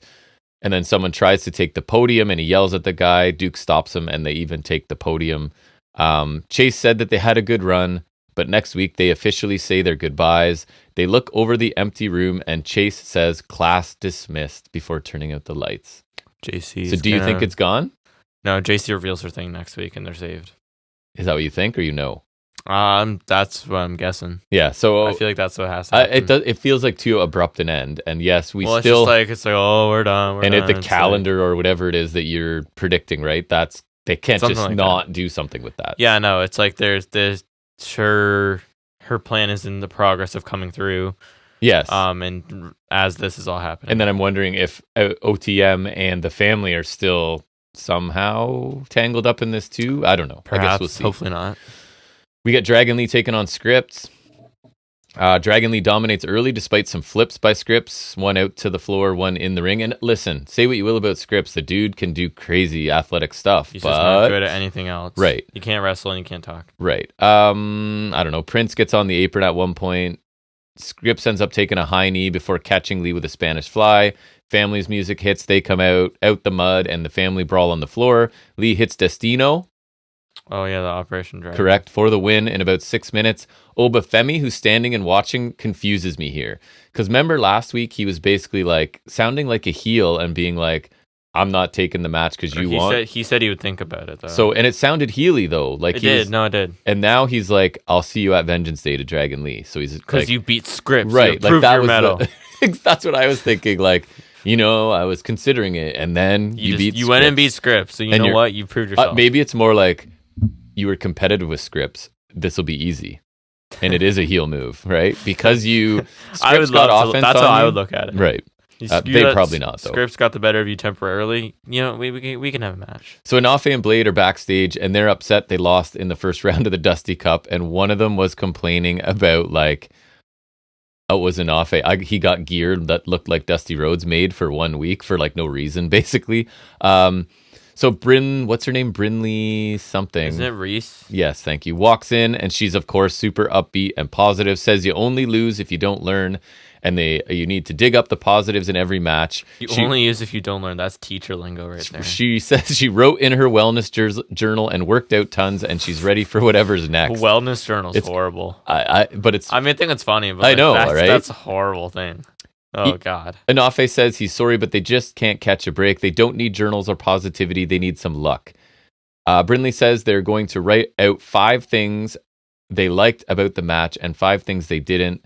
And then she kind of slaps Anafe on the chest and leaves. So you have to write 10 things about your short NXT match? And then Anafe's like, well, at this point, we should try anything, I guess. So I guess they're going to do it, and we'll circle back around to this. That's a fun story. So weird combination. I'm willing to give it a try. Brinley is the opposite of Grace in terms of sincerity. Like she's kind of like the Old Bailey, like super positive something like character that. Like that. Yeah. She's doing a good job with what she's been given. Lyra, Valkyria, and Tatum Paxley backstage. Lyra is basically like trying to let Paxley down easy, saying like their teaming last week was a one-time thing, and Paxley's like completely understands everything's fine. Lyra walks out, and then Paxley kind of creepily says, "We're absolutely on the same page." I think she thinks Lyra was like giving her some implicit message that she received. Or like tough love or playing hard to get or something. Right. She's saying this, but this is what she really wants me to do. I can tell. Yeah, one of she's those things. Nuts, right? So I guess I am finding it kind of interesting, and I hate to say it, but I think Paxley's outperforming Lyra in some of these scripted bits. Petrovic, Blair Davenport from the Battle Royal last week. Extended Did flurry she get stabbed? from Petrovic, Falcon Arrow, Kamagoya, and it's over in 3 minutes. I thought Davenport's stuff looks snug here, and Petrovic looked better than she has so far. Even some of her kicks looked pretty good, actually. And she got more, she got a lot in the middle of this match. But, yeah, I mean, it was only 3 minutes, so nobody got much, but it happened. She got like a minute and a half. She might have. Kelly talks to Ridge Holland about how mean Gallus were to him, and then they attacked him. So lame. I want to drill down in this and make this make sense to me. So Gallus said that he has no friends. Which he doesn't. Okay, so then Kelly's like, why didn't you go ask for help? And Holland says, I didn't want to ask for help because that would prove Gallus right.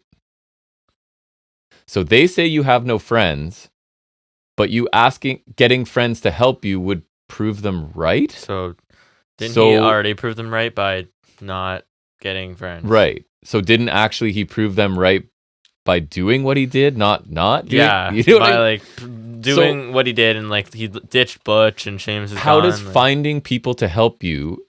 Isn't that when that proved them wrong? Yeah. So he sounded okay, but I was like, what? Wait a minute, what? So anyways, that's not Englishing. He's here to stand on his own 2 feet and get redemption, so he'll take Gallus on by himself. I feel like Gallus is being like de-pushed. And he's going to be like the gatekeepers. I swear to God, if they bring back Tyler Bate and Pete Dunne for this, I'm going to be annoyed. Maybe it's the whole thing is that Pete Dunne gets away from the Brawling Brutes, right? Forever. It could be a de-pushing before they move up as a group too, right? Like, they're going to be up in the after the Monday after the Rumble, so why not something like that, right? Or whatever. Which I think is where Braun might end up, but we'll see. I think, I was thinking like, I mean, I'll talk about it later, but I don't think Mello could. So we then get Briggs and Trick in a match with Dragunov on commentary. Briggs starts out fast, looks aggressive. He's yelling at Dragunov on commentary as well as he works on Trick in the corner. Trick turns the tide with his nice drop kick, one of the better things he does, I think. Low bar. Briggs gets in control again with a big choke slam. Trick ends up on the floor. Ilya implores him to get up. He's like, come on, if you want to fight for the championship, you got to fight through. Like, he's motivating Trick throughout this match. Trick tries to fight back, but Briggs hits a boss man slam. Trick takes over with some mediocre side kicks and a flapjack. And I'm not sure, like, Ilya's really selling hard, like he's worried about this match or anxious about Trick winning. I don't quite get why he cares so much. I guess it's the point he's the honorable champion and he wants to face Trick. I guess. And they're trying to, and then you've got heels trying to be like, no, he's dishonorable and he's trying to mess with you, I guess. Could be a facade, I guess, in theory. I guess. Trick back on the floor. Dragunov again is there trying to motivate him. Trick dodges a running boot that absolutely drills Dragunov. It looked awesome and sends him flying over the announce table. And then Briggs turns around from that right into the discus boot from Trick that also looked pretty good. And then they get back in the ring. Dragunov is now fired up, obviously, so he climbs up on the apron, and Mello, despite saying he wouldn't come out, comes out of nowhere to stop Dragunov. I did see that. Trick goes up top, and you're like, oh no, is he going to cost Trick the win? Because he comes off the ropes into a goozle from Briggs, but he counters it into a roll-up and ends up winning in just under 8 minutes, so Mello did not cost him the match. Decent length. Briggs immediately then hits Trick with his finishing clothesline, which I thought was a nice touch, and then just walks away, and it's kind of like Mello doesn't do anything about it either. You could read into that as well, right? You could, yeah. He could also defend it was too quick to do anything. Right. Like, I didn't even, and then honestly, Trick and Mello bicker for a second, and Trick kind of gently shoves Mello away, so kind of like a little bit of contact here. I think it might be coming to a head at Vengeance Day. I could see that happening, yeah. I was more impressed with Briggs here, and I think he really has potential to, in NXT, especially because his size is more of a factor there, right? He seems bigger compared to the average. Yeah, he's going to stand out a little more. So I think this aggressive like ass kicker now is working, and that JBL is just a wise mentor. He's a kind old lad. So selfless in a word. Look at this guy really helping out the next generation, just helping out everybody. Thea Hale laments the death of Chase U, but JC tells her it's not over, so I think you're right. It's not going to be over. Lexis King comes out and is kind of creepy and is like, if you need a shoulder to cry on sort of thing. For them? Yeah, and then referencing how he's a winner or something if they want to like hook up with a winner sort of thing. Riley Osborne to the rescue. I put in brackets, since women can't handle themselves, obviously. Thea Hale actually calls him a hero, and Riley's like, do you want to meet privately later or something? Obviously, Thea's super hyped about it, and JC Jane reminds her that she's a grown-ass woman. So badass JC Jane and Thea Hale need a man to step in. I put like... Are they grown-ass women? Because from what I've heard every week, they don't seem like No. It. But I put, tell me NXT is written by men without telling me it's written by men, right? Like even the dangerous ones need the support. Maybe certain men will be gone though, hopefully. Yes, hopefully. No quarter catch crew, because I just put NQCC, so that's pretty good for me. You got it. They get another vignette here, so they're putting some time into these guys. They sacrifice it. It's so all four of them speak, and one of them speaks much, much less. I'll let you guess as to which one that might be. Definitely Drew Gulak. So they sacrifice, and it binds the four of them. Four men uniting as one for athletic purity and not entertainment was an interesting choice of words. They need no acknowledgement. They rejoice in their devotion to the sport. So they're putting a catch clause in effect. Did you hear what that was? For all of their matches, it means they decide who of their group. Like you take a match against the whole group, and they decide who you're facing. That's kind of interesting. So not quite Freebird rules, but you know what? But yeah, that's an interesting thing to have. I kind of like it. They kind of sound like Blackpool Light to me. As long as you follow through, because again, these guys are... They kind of did that with Dragon Lee, didn't they? Yeah, these guys are like mid-carders at best that don't win a lot. So if you want to follow through on this, fine. Because we need to sort of build them up. But I like the idea too. Like you have to accept the match and we decide who you get. Yeah, I kind of like that. They just feel like kind of like Blackpool but different. Yeah. But like something along that kind of group. Yeah. Dollar store Blackpool for now. And I like Dempsey a lot. So I hope that they can. Yeah, but I love Blackpool. So the guy whose name I can't remember barely spoke. Yeah, and you know I me, feel man, bad because I know I it's do not feel bad. It's entirely his can fault, help. But like it'll come up in the worst of, honestly. It's aggressive. Because like I think it's partially because he's inexperienced and partially just because he has some sort of speaking issue. Very pronounced. And I feel bad for that. I don't want to hate on that, but I agree. It's kind of the elephant in the room, if I'm being honest. It is. Back to Trick and Mello. They are now arguing backstage as Mello's still trying to convince Trick that Ilya's sort of coming for him. Trick disagrees and is like, no, Dragunov's straight up. Like, he's an honorable dude. Mello insists that Dragunov is messing with Trick because he knows he can't beat Trick straight up. Mello, I like this. Mello was like getting more fired up and animated at the last little bit, really trying to convince Trick that I'm really trying to look out for you, right? Like this guy is not what you think he is, and I'm trying to support you. And they're just slow rolling this story, and I continue to like it, right? So I think it's coming to a head, but it's been good for I've like 90% of this super, super slow story. So good for them. Props to them for doing a slow burn. Yes. Because they don't most of the time. No. Main event is Ava to the ring, and she calls out Roxanne Perez. Our esteemed general manager. She didn't say a lot here, which I thought was a smart choice. So Lyra Valkyria, Roxanne Perez, sitting down at a table. That matters. I have to mention that. Sitting at a table. Okay. Yeah. They start out respectful and complimentary of each other. It's a contract signing, so tables. They're both basically baby faces here, right? Wait, I did see the table spot. Right. I did see it. Which I have a problem with and not a problem with. We'll get there. Okay. So starts out respectful. They're both babyface or babyface adjacent. I don't know. Babyface and Fury babyface. Okay, this is very clear. I don't know why you're not understanding. Edgy this. baby. One of them is Fury and edgy, and one of them is Bird. So then Perez basically says that a year ago she was in the same place as Lyra, and that she's had to scratch and claw her way back to a title that she never lost. Fair. Wait. Yes, she did. She lost in a ladder match. I mean, like... She didn't, but she wasn't the champ then. Yes, she was. Was she? It was, okay, so remember, but she went out with that injury thing. But she came back for the match, remember? Oh, okay. It was like, they did the whole thing, and like, they were like... So she was never a ladder pinned, match. That's what she means to say, right. Yeah. But never losing it to me is like Indy Hartwell never lost it. That's true. That's Asuka what I'm never thinking. lost it. Asuka never lost it, right? Something like that. So when I, like... But if she's lean and heely, that's kind of a nice... Yeah, false equation. If she's false a heel, equivalency, whatever the word is. But she's not. She's just edgy. She's edgy. Like JC Jane, but babyface. Lyra says Roxanne had a good run, but Lyra has replaced her. She points out Perez's new edginess, which I liked. Again, confront it, right? And tells her, bring all that edginess to Vengeance Day, right? Bring your highest form of yourself. Roxanne says she's being where Lyra is right now, so this is the mind games I kind of liked. When Lyra loses, that's when the questions will start. She asks if Lyra will be able to rebuild herself after Roxanne beats her, or if she will crumble, and she sort of stands up to take a more aggressive posture for this. Lyra suggests that after Vengeance Day, Roxanne will stay behind her. They get nose to nose. Ava interrupts to sort of get cooler heads to prevail, gets them to sign the contract. They end up staring down as Ava officially announces the match. They kind of shake hands. Lyra holds up the title. Lyra starts heading up the ramp. And Paxley crawls out from under the table. They didn't notice her. That's my only problem. Like, if you and I are sitting here right now and someone's under this table, even if the table's double the size, I feel like one of us would notice. Yeah. I said, why not under the ring instead? That's what I thought it was going to be when you said under. Wouldn't you notice when you're setting up like the contract signing if you're Ava or whoever? Wouldn't you know? Like, someone should notice. If not the people under the sitting. Ring, problem solved. Yeah, if not the people sitting at the table, someone like organizing this conspiracy runs deep to get Paxley. That's what we're saying. It's not just Paxley. It's another systemic issue, right? It's Ava's corrupt. Correct. And Regal is corrupt, and they're all. It's all messed up. All the way to the top. All the way to the top.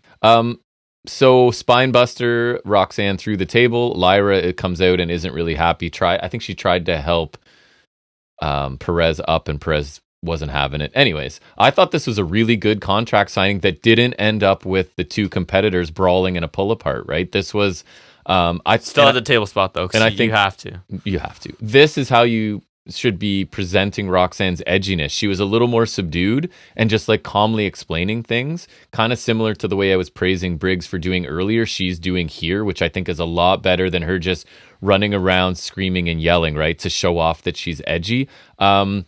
Lyra showed a bit of fire here too, and it did add heat to this match for me. Paxley is unhinged and will do anything to protect Lyra, and thinks that to the point she's like misinterpreting, unless you want to turn Lyra heel and be like, I was actually getting her to do this. That would be cool. Lyra as a heel would be cool. But anyways, I thought this was a strong finish to the show. I guess it's TNA time. Watched it all, won't talk about it all. And correction from last week when I listened back, when I talked about the pay-per-view, I said that Shelley retained, and I did later say Moose was the champion, but I don't know why I said Shelley. He did not. He lost. Kevin Knight versus Chris Bay in the opener, and if Knight is actually under contract with TNA, they need to start using this guy. He is X Division, a crazy athlete. His leaping ability, he had an anti-air, very similar anti-air drop kick. He also jumped over a clothesline attempt. That was his way to avoid the clothesline. He just jumped over his arm, which is pretty crazy. Something. I've enjoyed all of his recent matches, including this one. Exactly the type of talent I would build on in TNA. These guys got a lot done in 8 minutes. Bay won with the art of finesse, but Knight got to showcase a lot. Fun opener. Then the Grizzled Young Veterans, which I'm super happy with their presentation too. They immediately come out and attack ABC after the match. They take out Bay and Ace with signatures. Gibson yells in their face as he does so well. I really want them somewhere better. And it's straight to the top for them. And they got a promo segment later I'll talk about now. Basically, they don't wait in line. They've conquered all of Europe. Santino comes in. They argue with him. ABC come in and want to fight. So did you hear what we're getting out of this? Santino sets up a 2 out of 3 series for the titles. So straight into a title series for GYV, which is awesome. And like, I'll watch those. Aggressive heel shenanigans as well, which is really good. I'll watch them. I love them. Okay, cool. I've been super happy with the way they're presented right now. We then get Ash by Elegance vignette with the voiceover. I'm not going to lie, I laughed at this. The voiceover was so good. It was like all meaningless metaphors and like word salads about how great, but none of them really mean anything. Because she sucks. And it's just her posing in a bikini as the voiceover is going. And I thought it was funny. I don't know if the intent was it to be funny in that way or not, but I thought it was pretty good comedy. I don't want to see her wrestle, but I thought it was funny. Top Dollar I just mentioned because he's backstage talking to Swan, trying to offer him help. I think Swan has a match with Joe Hendry and on Explosion. They're bringing back right. So Dollar's like, I can help you. Swan declines. That's on Tuesdays on YouTube. It's on Fridays for the TNA Plus whatever, but then you can wait and watch on YouTube. No thanks. Pass. Polite pass. No. Dollar sounds good, but I don't want to see him in the ring. So he could be a manager, mouthpiece. I think He's just bad. Anyways, Prudius and Dango squashed local jobbers. I forgot about him. I think they're just trying to build them as like a tag team, I guess. Fine. Just be fodder and low card. You got to have teams, right? So whatever. And then just note, it's really weird seeing Okada in TNA. There's a segment with Motor City Machine Guns talking ahead of the main event. And I was like, he can't actually sign there, can he? I doubt it. Trinity Jordan Grace had the rematch. Grace won a pretty good 8-minute match where she counters the Starstruck into a pinfall. Not as good as their pay-per-view match, which I thought was really good, but a good TV match. They seem to have good chemistry. Result was never in doubt because Trinity's on her way out, right? And maybe this was her last match. Yeah. I don't know. After the she might be a good surprise. She's on my list. Damn it. Well, it's not even like you said. That occurred to me just now. Now that I have because I've already picked 3. Should we do a separate thing for call-ups or no? No, yeah, we can. After the match, they shake hands, but they get jumped by Savannah Evans and Jay Vidal. So Trinity and Grace fight them off. Giselle Shaw comes out, hits each of them with her Ultimate X, and then hits the denouement on Trinity. And I like the attack by the heels. I like Giselle Shaw. And if she's got that X and a title shot, let's use her. The System. Just in general, they are a cold group, but a major focus. So that isn't cool for me. Honor no more. And where'd D'Angelo Williams go? I'm going to ask. I feel like I'm asking every week. How does he show up on Hard to Kill and then gone, vanished? That's what I'm saying. Where'd Tyler Rust go? Still no. Can you guess who's getting a regular talk show segment called Eddie Edwards? Called Sound Check. No. Matt Cardona. No. Okay, but that sounds like something he would do. It does. Though. Sound Check. What Soundcheck sounds is related so familiar. To his gimmick, I think, right now. Because I think he's doing I'm a rock star. Soundcheck sounds so familiar, though. It's an X Division guy, or who I would put in X Division from AEW. But he's been in TNA a while now. Angels? Yeah. Why is he? So he's Soundcheck sounds familiar, though. He's basically begging Josh Alexander to be his first guest, and Alexander reluctantly agrees. I think we get that next week, so we'll see. Nick Nemeth. I didn't know Nick was with It's just NIC, eh? Did you know that? NIC, Nick Nemeth. He and Wentz had a pretty good 8-minute match to give Nemeth, I guess, a quality win. I saw something that didn't really connect. There was. So do you know what his finisher is called? The zigzag is now the danger zone. Oh, that's so stupid. So he won with the danger. It's better than the Nemeth driver or it's bad, but it could be worse. I guess, but it kind of gives me Operation Dragon vibes. So it does. This match was fun, but my question is this too competitive for the quote biggest signing ever to have a competitive match with a lifelong tag team guy? Yeah. Not that Wentz isn't good, because he is. Wentz is fine. But the message aside is from the biggest signing ever.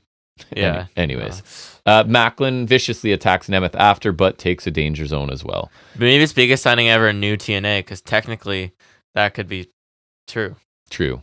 Care to guess who Crazy Steve's next opponent's going to be that I'm not thrilled about? Think of someone really old who I don't... Bully Ray. No. Proper era. Very good. Rhino. Correct. So there was a little vignette there. I saw a bit of his interview with Van Vliet, and he was like, have you not aged in the last 20 years? I'm like, what? Disagree. Agree to disagree. Agree to disagree, sir. Thank you. Decay is annoying as ever.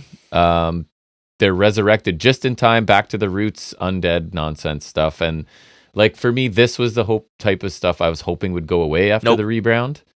Sorry, I don't rebound. And maybe this was happening in TNA, but I was hoping they'd be like, "This isn't good. Let's get rid of it." But it's just so bad that it kind of hurts their opponents by association. Tony Storm, a little bit like that. MK Ultra defeated Luna and Jody Threat in about 4 minutes. I sent you video. Was this the one where they they tried to recreate Forbidden Door? Oh my god! So Threat and Luna dominate early. I thought Luna's been looking pretty explosive, but MK Ultra take over by, I think they grabbed someone's ankle. Minor shenanigans. We got a Threat hot tag, more MK Ultra interference, double knee, double doctor bomb to Threat, which is what I sent you a video. The first one I said. First one kind of a little high because they hit it on Threat, and it's high, but it's at least shoulders and neck. And then I sent you the next one.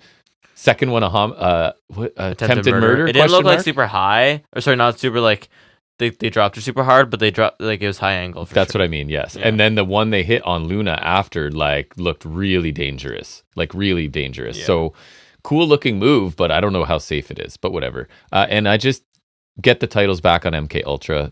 Get them off of Decay. Let's go. Main event, Okada Machine Guns defeated the System. Good, but not great. Frantic final stretch, which was kind of fun, but you didn't get a ton of Okada. It's a 12-minute 6-person tag, right? So he had a couple of moves to Edwards. They were working Edwards' leg early on, and then he just tagged out immediately. Then he's gone for a super long stretch, like not even on the apron. Then he tags in to take on Moose near the end, where there was some good option there. There was a very, very audible F the System chant that they have to censor. So it's like a really like censor beep nonstop for for a little bit there. Do they beep it or they just like cut they it beep out? it. Oh, so there's a audible beep over top of it. Awesome. Roster cut attempt by Myers is met with an Okada dropkick, then a Rainmaker and a Shell Shocked, and the baby faces win here. Again, good match. Not amazing. Shell Shocked the Blade Runner. And a little taste of Okada. It's Is that the Blade Runner one or is that It looked. I thought it was the Bray Wyatt one. Sister Abigail? Yeah. Blade Runner, whatever. Yeah. Oh, that's the same thing, Yeah, right? yeah. Yes. So that was that. Anything we can quickly run down SmackDown, I guess. Smacketh downeth. Yeah. Opened up with a really long Orton segment. No, thank you. Orton Styles. I thought LA Knight was good, and that's why I wanted to see if he was still popular, and he is. He sounds good, man. The other two, like Randy Orton's done the same promos for 20 years. Knight was the one that saved that for me. AJ wrestles like he's going through his Undertaker phase. Right. Oh yeah, he's Sting. He's Crow Sting. I don't get it. It's all in black. But then do it in tights at least, so you at least have ring gear. Sting wore ring gear still. Yeah. Like I don't get it. And then we watched Escobar taking on Carlito. I didn't pay attention to that. It was fine. I didn't have any problem. Yeah. with it. So wrestled from that was Elektra Lopez coming up, which Right. No, thank you. So she is now back with them, which it feels is like fine. them calling up Dana Brooke too soon. Which went amazing, obviously. We saw AJ Styles and Jimmy Uso in the backstage area. I don't even remember what that was about. They're like Jimmy Uso was saying they could both take out LA Knight, and then that's one person less to worry about. Fair tonight. Then so I thought a minor high spot was the wrestlers drawing the numbers from the for the Rumble again. I thought that's like with a solid Aldous thing and Ava because it's NXT. Resthold was Ava being there. Yeah, I don't like that. Another Resthold for me was the lack of Pete Dunne follow up. Yeah, not even like a segment for him and Bate, and that's not even biased for me. I feel like once you reintroduce him as Pete Dunne, you should probably do some. I was hoping for anything, and I haven't seen anything with him, so that's disappointing for me. I really like the Bailey vignette. I thought that was cool too, and might have influenced me a little. I know. I thought she was really good there. So I liked it a lot. Something. And then the last major wrestle I had for me was the face-to-face between the two groups with Lashley and Cross. Really boring. Yeah, it was really boring. Super bad. We were watching that. Weird things at Lashley's group, like the whole thing was he turned the Street Profits heel and made them more serious. Mm-hmm. And now they're kind of like pseudo babyface against Cross's group, which makes no sense. Right. Lashley's never been strong on the mic, so I'll leave it at him at that. He wasn't bad, but he's never strong. He had MVP for a reason. Right. Okay. Yes. Profits had a couple lines to Cross and AOP that weren't great either. Like, remember Ford said that one thing that sounded weird and we didn't know what it was? Yes. It was the whole strange. thing was just like, I'm not invested in either of these groups. No so heat your to interaction, I don't. There's no heat to this. Right. Cross, man, where do I start? The Sweet second the whole entrance starts. Sweet ponytail. I guess. Just barely enough to get it, Yeah. Yeah. And it's like jet black and whatever. Yeah. The second the whole entrance starts for his group with the new Tron and the theme, it just reeks of over effort, reeks of trying too hard. It's all smoke and mirrors and you can't deliver anything genuinely good.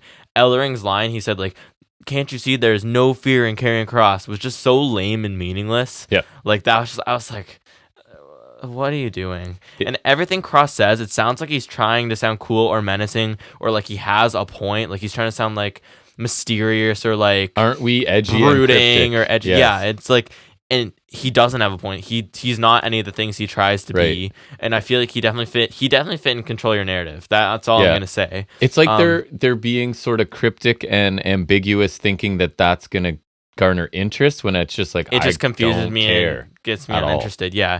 I always flash back to that one Adam Cole promo from 2021 NXT where he said that they've done everything in their power to make Cross feel special, but for Cole they just ring the bell. He was right then, and I think he's right now. It's very they gave Cross all these bells and whistles with his presentation, his cool entrance. He has Scarlett, now he has Ellering, now he has AOP, and it all falls flat on the mic, and especially in the ring for me. He also did a horrible job dealing with the what chants multiple times. With that entrance he and Scarlett had, I thought it was amazing. I thought it was sick. Yeah, every time. But honestly, how bad he is retroactively hurts the entrance for me. Like I honestly like that entrance less, even though on the surface, take away the fact that it's him, it's cool. But like the fact that it is him makes it less cool. If he didn't have to talk or wrestle, he'd be a great wrestler.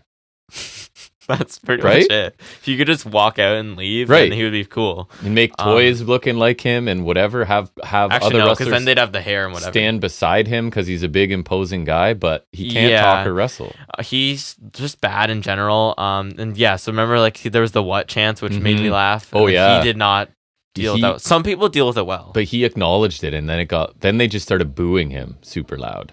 Some people though, they acknowledge it and then like they deal with it well, like they get it under control. But I feel like those what chants start because people are not engaged. If they are interested in what you're saying, no, unless I think it's a totally fine time to do it. Some crowds are just, as they say, in business for themselves and are going to do it. Yeah, but Cross is just on like everything he does just lacks something to me. He also did that like AOP held Lashley up for that dreaded forearm to the back of the head, which they call the cross hammer. It looks as lame as it used to. Yeah, you remember it's brutal. It's like for such a big guy to be so unimpactful. Like. It's very disconnecting. It's still the lack of follow through, and just it does not look good. Nope. And he's just still as bad as I thought he was. Mm-hmm. I hated him in NXT, and I still hate him now. He's not good. Nope. And this group just, I don't even hate AOP, but just by association, I don't like them now. It's just like it lacks so much interest in. It's just so the name is horrible. It feels like it's kind of meaningless faction warfare to keep a bunch of people occupied in some way, shape, or form. Yeah, and then I thought when Escobar went to draw his Rumble number, then Lash's group was there. It was like race wars. It's like you got you got the babyface Latinos, the heel Latinos, the black group. They even did this in the entrance, which the Nation of Domination did. Right. Like, come on, be more clear. And then you got Cross's stupid Mystic group, like. The babyface heel dynamics in the tag division are horrible too. At least, like I feel like Dunn and Bate will be temporarily a babyface team, although I think Dunn eventually has to split from that. Yes, obviously. But like I don't know, this whole segment was bad, and this whole group warfare is bad.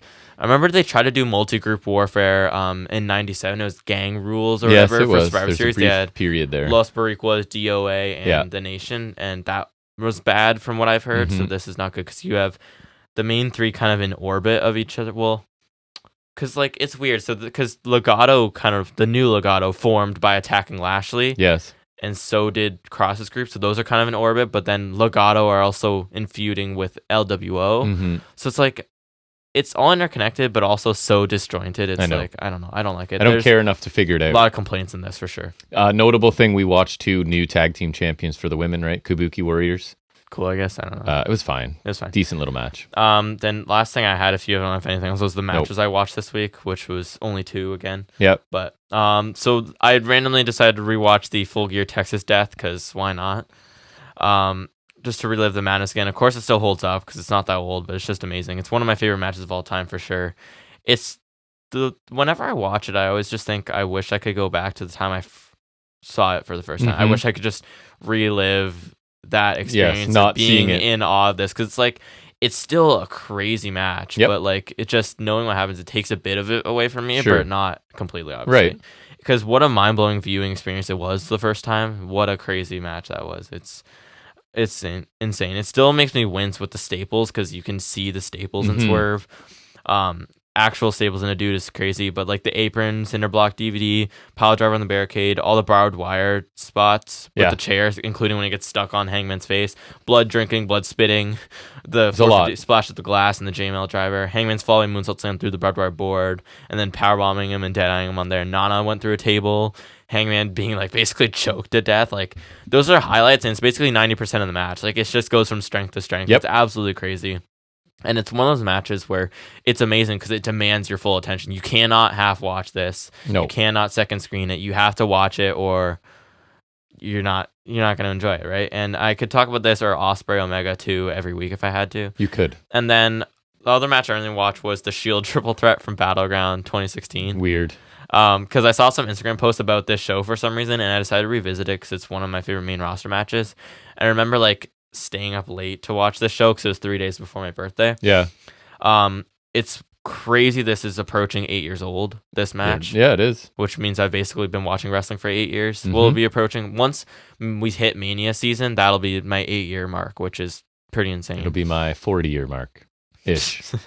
Wow. I think how I am now as a wrestling viewer has affected my opinion of this match a little, just because it's like my view is completely different now. So, but it holds up decent still. Yeah. It's just, but I just don't enjoy this style as much anymore. My one major complaint would be just like this match is too much about the draft, because the go home SmackDown before this, if you remember, was when they reintroduced the brand split, and so Rollins was #1 pick, Ambrose was first for SmackDown. I think Roman was like third overall, so second or something for SmackDown. So Reigns and Rollins to Raw, Ambrose to SmackDown. So we have both GMs and commissioners out there, which was, so for Raw, the commissioner was Steph, and GM was Mick, and then SmackDown, it was the Land of Opportunity with Commissioner Shane and General Manager D-Bry. Because like this match just became all about where the title was going, what show it's going to end up on, so that kind of hurts it a little to me. I really was just like, because a pure Shield triple threat, it would be so story rich, you know what I mean?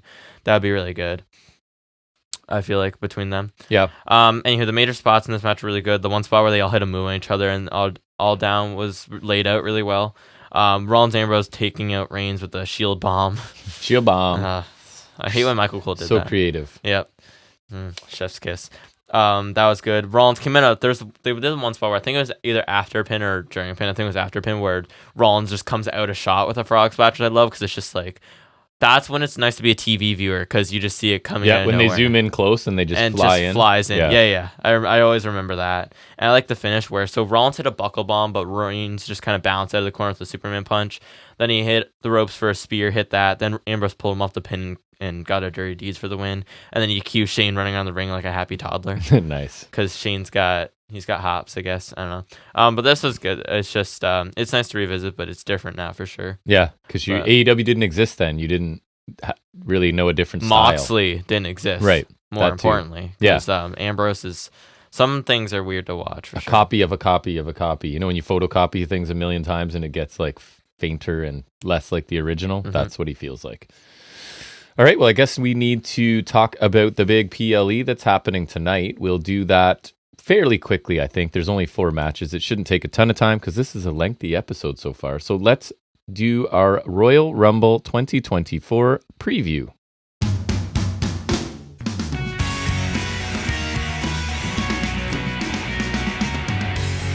All right, you take the wheel on this one. I have put some thought in, though. I'm not going to lie. You gotta. It's the Rumble. Sometimes I don't. It's the Rumble. Yep. Alrighty. So there's only 4 matches, 2 matches and the Rumbles, which is... And one of those non-Rumble matches is the easiest thing in the world to pick. I'd say both of them are actually fairly easy. Okay. They're the 2 titles that never get defended, honestly, because both absentee champions right now, both on the same show, which you know is great planning. Great. Good TV. Yep.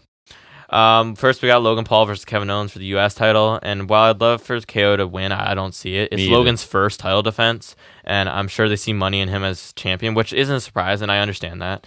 I just don't love that it's like on the same show as Roman. It's just like, I don't know. I feel like you could do better. Like, maybe have Paul wrestle a little more often than he usually does. I'm not saying it has to be like the workhorse, but because I think there's money in him being the heel. It's not a workhorse, but do better. I expect he'll hold it till at least Mania, and I think maybe LA Knight beating him makes sense. Yeah. So I could see that. Yeah, and it could be a good match too, right? I could see it being a good match. Kevin Owens is a good one to carry Paul to a good match. I'm not saying Paul's not capable, but he definitely needs a ring general in there, and I think Kevin Owens is a great pick for sure. I agree. I can't take Kevin Owens. I would love for him to win, but I'm taking Logan Paul to retain because I think the same. They want the gold on him at Mania at least because they love the people who have mainstream appeal, right? So, and he is a heel, so it doesn't need to be chasing the gold. He just needs to have it when he gets there, I think. Exactly.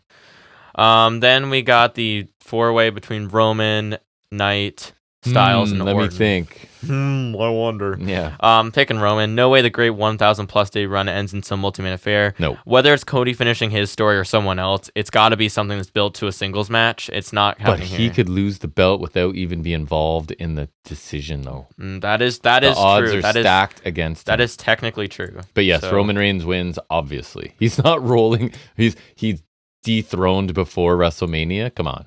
Yeah, not only do I not think he's getting dethroned before Mania, but also because I don't think it'd be in like a multi-man. Yeah. So, okay. So then the Rumble matches. I did just type it out just in case we'd want to keep track of this for a review. We always do it because it's such a big match. You get 3 picks for the Rumble match. 1 point, or sorry, your first pick winning equals 3 points. Right. 2 is 2, and 3, your third pick is winning is 1 point. Correct. And then for when we pick our surprise entrance, I figured because all of them could happen, you get 1 point per correct one. Okay. So we'll do that. So first with the women's Rumble, I did get the confirmed entrance for you just in case. I heard there's up to 7 or something. The only ones I've seen on the graphic and confirmed on the website is Bayley, Nia, Becky Lynch, and Bianca Belair. On one of the websites, it also said Ivy Nile and Maxine Dupree, but A, they weren't on the graphic I saw on SmackDown. B, what? They're not winning. No, that's true. So I'll run through my picks in case that's something for you, and then you can go. Why don't we go 1 for 1? We'll go 1 for 1. Okay, so you want to go 3, 2, 1? Okay, so third most likely. Yeah. Okay, so this one, it's kind of banking on one of my surprise entrants, and same. That is a pun. Same. By the way, Sasha Banks. No. Huh? Okay, so I'm taking Sasha Banks. Okay. I feel like it's possible she's returned. There's been rumors. I thought about it. I know they did kind of shoot that down, but I feel like there's a possibility it's kind of it's gone up and they're keeping it down packed for the Rumble. So, and I feel like she'd be a really good one where like once she comes back, she's already title quality. She could face Ripley or Io. Yep. So I feel like she's a good one, and so I'm banking on that. Mine is Jade Cargill. Oh yeah, I didn't pick her for any. Like maybe it's not an issue of like, oh, she's not ready, she needs more seasoning. Maybe it's we want to make a huge splash. Like we had to sort of mention she signed and get the attention and notoriety for that, but now like when she debuts, it's going to be like rocket strapped to the back. Here she goes. That's fair, right? I mean, I could also see this as an exposure machine for her, though. Maybe not winning, and maybe it's like a big build to her and Ripley, which is exciting for people. See, now I don't know what to do with my surprise picks because I have my 3, but I so obviously like that's one of mine. Jade's a good one. I guess it doesn't matter where I put it because they're all the same. Yeah. So who's your second choice? I don't know what I want to put for that. Then I'm gonna, I'll stay strong with mine just because. I guess I'll lock it in. Yeah, we'll keep it locked in. We'll do that. Even though I could change now, but we'll leave it. So my second one, I said she kind of swayed me there on SmackDown. I'm picking Bayley. I think she could win, and they could do a story with her and Io. Mine's different. I like this. They could do it with Io because you could kind of have the Batista Triple H thing, but kind of reverse. I don't know who would turn heel in this scenario, but you could do the thing where she's kind of deciding which to challenge for, and I think that's an interesting story. And so once I kind of thought about that, I was like, her winning, and that's the one thing she hasn't done yet. She's done pretty much everything, and she hasn't won the Rumble yet. So I think it'd be cool for her, for sure. My second choice is Becky Lynch, just because I had her before. Because it's there's Becky a super Lynch, limited exactly. I thought there's a limited field. She's a good pick. I did have her before, and they can generate some sort of story between whoever she's challenging, right? So, and she's just one of those ones that's always going to be in your top few. Her out for Bayley because I thought Bayley, at least there's something there. I like that we're different both. Okay. So who's your number one? My first one is Belair. Okay. I just I know she's kind of cooled off, but she's always like, I feel like she's one of those ones they could heat up, and I feel like another one for her could maybe, I'd like her and Ripley is a money match too. They were the final two when Belair won her Rumble, and who's gonna beat Ripley over on Raw? There's not a lot of options. Yeah. So I think Bayley, you could argue you don't need the Rumble win to set up her and Io. You could have Belair face Ripley. So I'm gonna go with her. I'm not as confident in that, but really it's not like there's a front runner because I feel like Ripley last year it was like it's Ripley. Yeah, we were. So oh yeah, it was obvious. Last year it's Ripley, it's Cody. This year, I don't know. I took as my first Bayley. Okay. And I thought you might. What kind of solidified it was Kabuki Warriors winning the tag team titles, because I feel like they're going to try and tell a story of the Japanese ones have belts. Damage Control could have all of the titles if she goes after Ripley, but it's going to be boom, turn, she's going after Io. And now I regret not having her at my number one. Because they've been sort of teasing that she's the odd person out, I think. So I think it's going to be like, oh yeah, now you can challenge Rhea and we can have all the gold, and the commentary will yammer about Damage Control, all the gold, and then whatever will happen and she challenges Io. I really want to move Bayley up now, but you gotta keep that. Stay locked in. Gotta keep it locked in. I'm taking Bayley. Gotta keep it locked in. All right, I like that. Put some thought in. Me watching the current product influence. Boom, we watch the product. That's crazy. That's what we do. Yeah. That's how we do it. We never miss main roster anything. Never miss it. All right, men's Rumble match. Confirmed entrance. Codith, Phil Brooks, Gunther, Damian Priest, McIntyre, Shinsuke, Kofi, Lashley, R-Truth, Jimmy Uso. Who won last year? Theory, Escobar. Priest, right? Cody. Oh, Priest Cody, was Money right. in the Bank. Oh, right. Yeah. Okay. Yeah. Sorry. And I also saw Alpha Academy might be in this, but again, that wasn't on the graphics, so I'm gonna eliminate them from the confirmed entrance. One of the websites listed it, but I didn't see them on the graphic. I wonder. It just came so to me. If Alpha Academy's in it, that's half of the field confirmed, which I think is okay because like if you have half of them confirmed, that's solid. What about? And I'm not predicting this at all, but because that got so much attention, Lash Legend in the male one body slams Otis. As like, because that got, I think, way more attention than they thought it would in NXT. Because I don't think was it like, would oh happen my out God, randomly, but like, because the Nia Jackson was weird, but like, or like Noam Dar's that, and she's accompanying him, you could do, and ends up. I could see that. That was a big time spot. So we'll go up again. Yeah. Yeah. Okay, so my third pick is I'm throwing a shot in the dark here with McIntyre. Okay. I think he's kind of the dark horse next to Cody and Punk. Mm-hmm. I don't think Rock will win. I feel like he'd be promoted more prominent. Like he did show up on the first Raw, but like he's been gone since. And yes, he could face Roman, but he doesn't need the Rumble. He doesn't need the title for that. So it's really unnecessary. I think Cody and Punk are for sure good picks.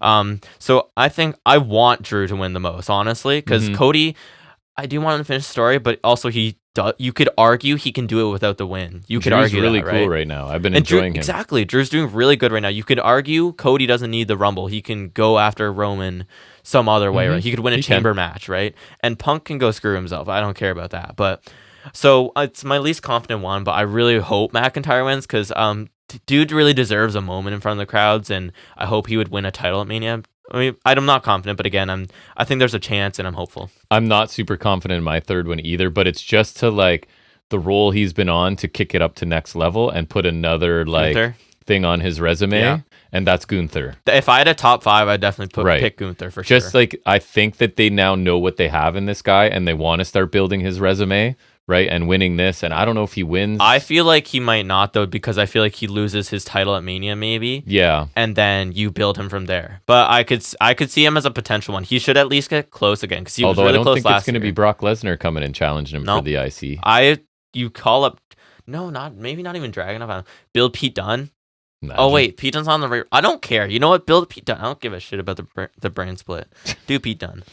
Okay, number 2. I regret to do it, but I'm picking Punk. Okay. I hate it. Again. I hate it, but like he seems pretty likely if it's not Cody. I don't want to pick him, but it's just like I also don't want to be the guy where it's like because I just feel like there's a good chance. I don't want to be like, oh, I hate Punk. Mm-hmm. I don't want to lose out on the pick here, so I just feel like it's possible they would do that. I went Cody second. Cody second. Yeah. Oh, did you? You didn't. I did. You did. Oh my God. I'll just say it. I took Punk first. Oh. Because I don't think. I feel like this is almost something Punk would have negotiated when he signed. Like, if you're bringing me in and you're telling me you're going to push me, here's what I want. If both my second picks win, I would hate that. Right? So I think Punk wins. I think they're not going to... the talk is they're not finishing Cody's story yet. So I don't see a universe where CM Punk comes to this company and doesn't win the Rumble. Now I'm locked into the way things are. So I'm screwed. I'm going Punk, Cody, Gunther. I'm going McIntyre, Punk, Cody. Okay. I'm taking Cody again. I feel like he should finish the story. I feel like he will, but I think he might, but not yet, because they're not. I don't. At this point, I think finishing the story is him taking Reigns' title. I don't think it's taking Rollins' title. No, it's not. And they're not doing that for quite a while still, I don't think. So for the Roman? story's Roman. It's got to be a Mania though. Does it? If it's at next year's Mania. If it's at next year's Mania, that's way too long. That is way too long. I don't disagree, but I feel like that's where they're going. I think his run it's already running out of steam. Like I do too. This match at Rumble feels incredibly lukewarm. His Roman's match, I mean, not the Rumble. So I do kind of wish I had switched my picks a little, but.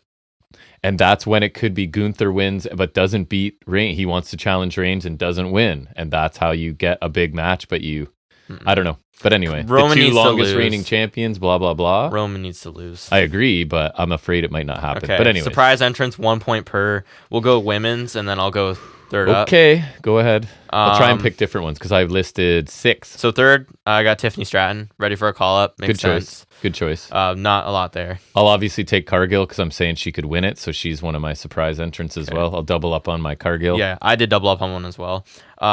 Trinity, I did change one of mine for her. Yeah. Out of TNA, and also even with that, there's rumors of a TNA partnership. So even if she's not out of TNA, it's totally possible she at least shows up here. I'm gonna stretch on one of them, but not this one. I feel like I'm taking an easy one, Trish.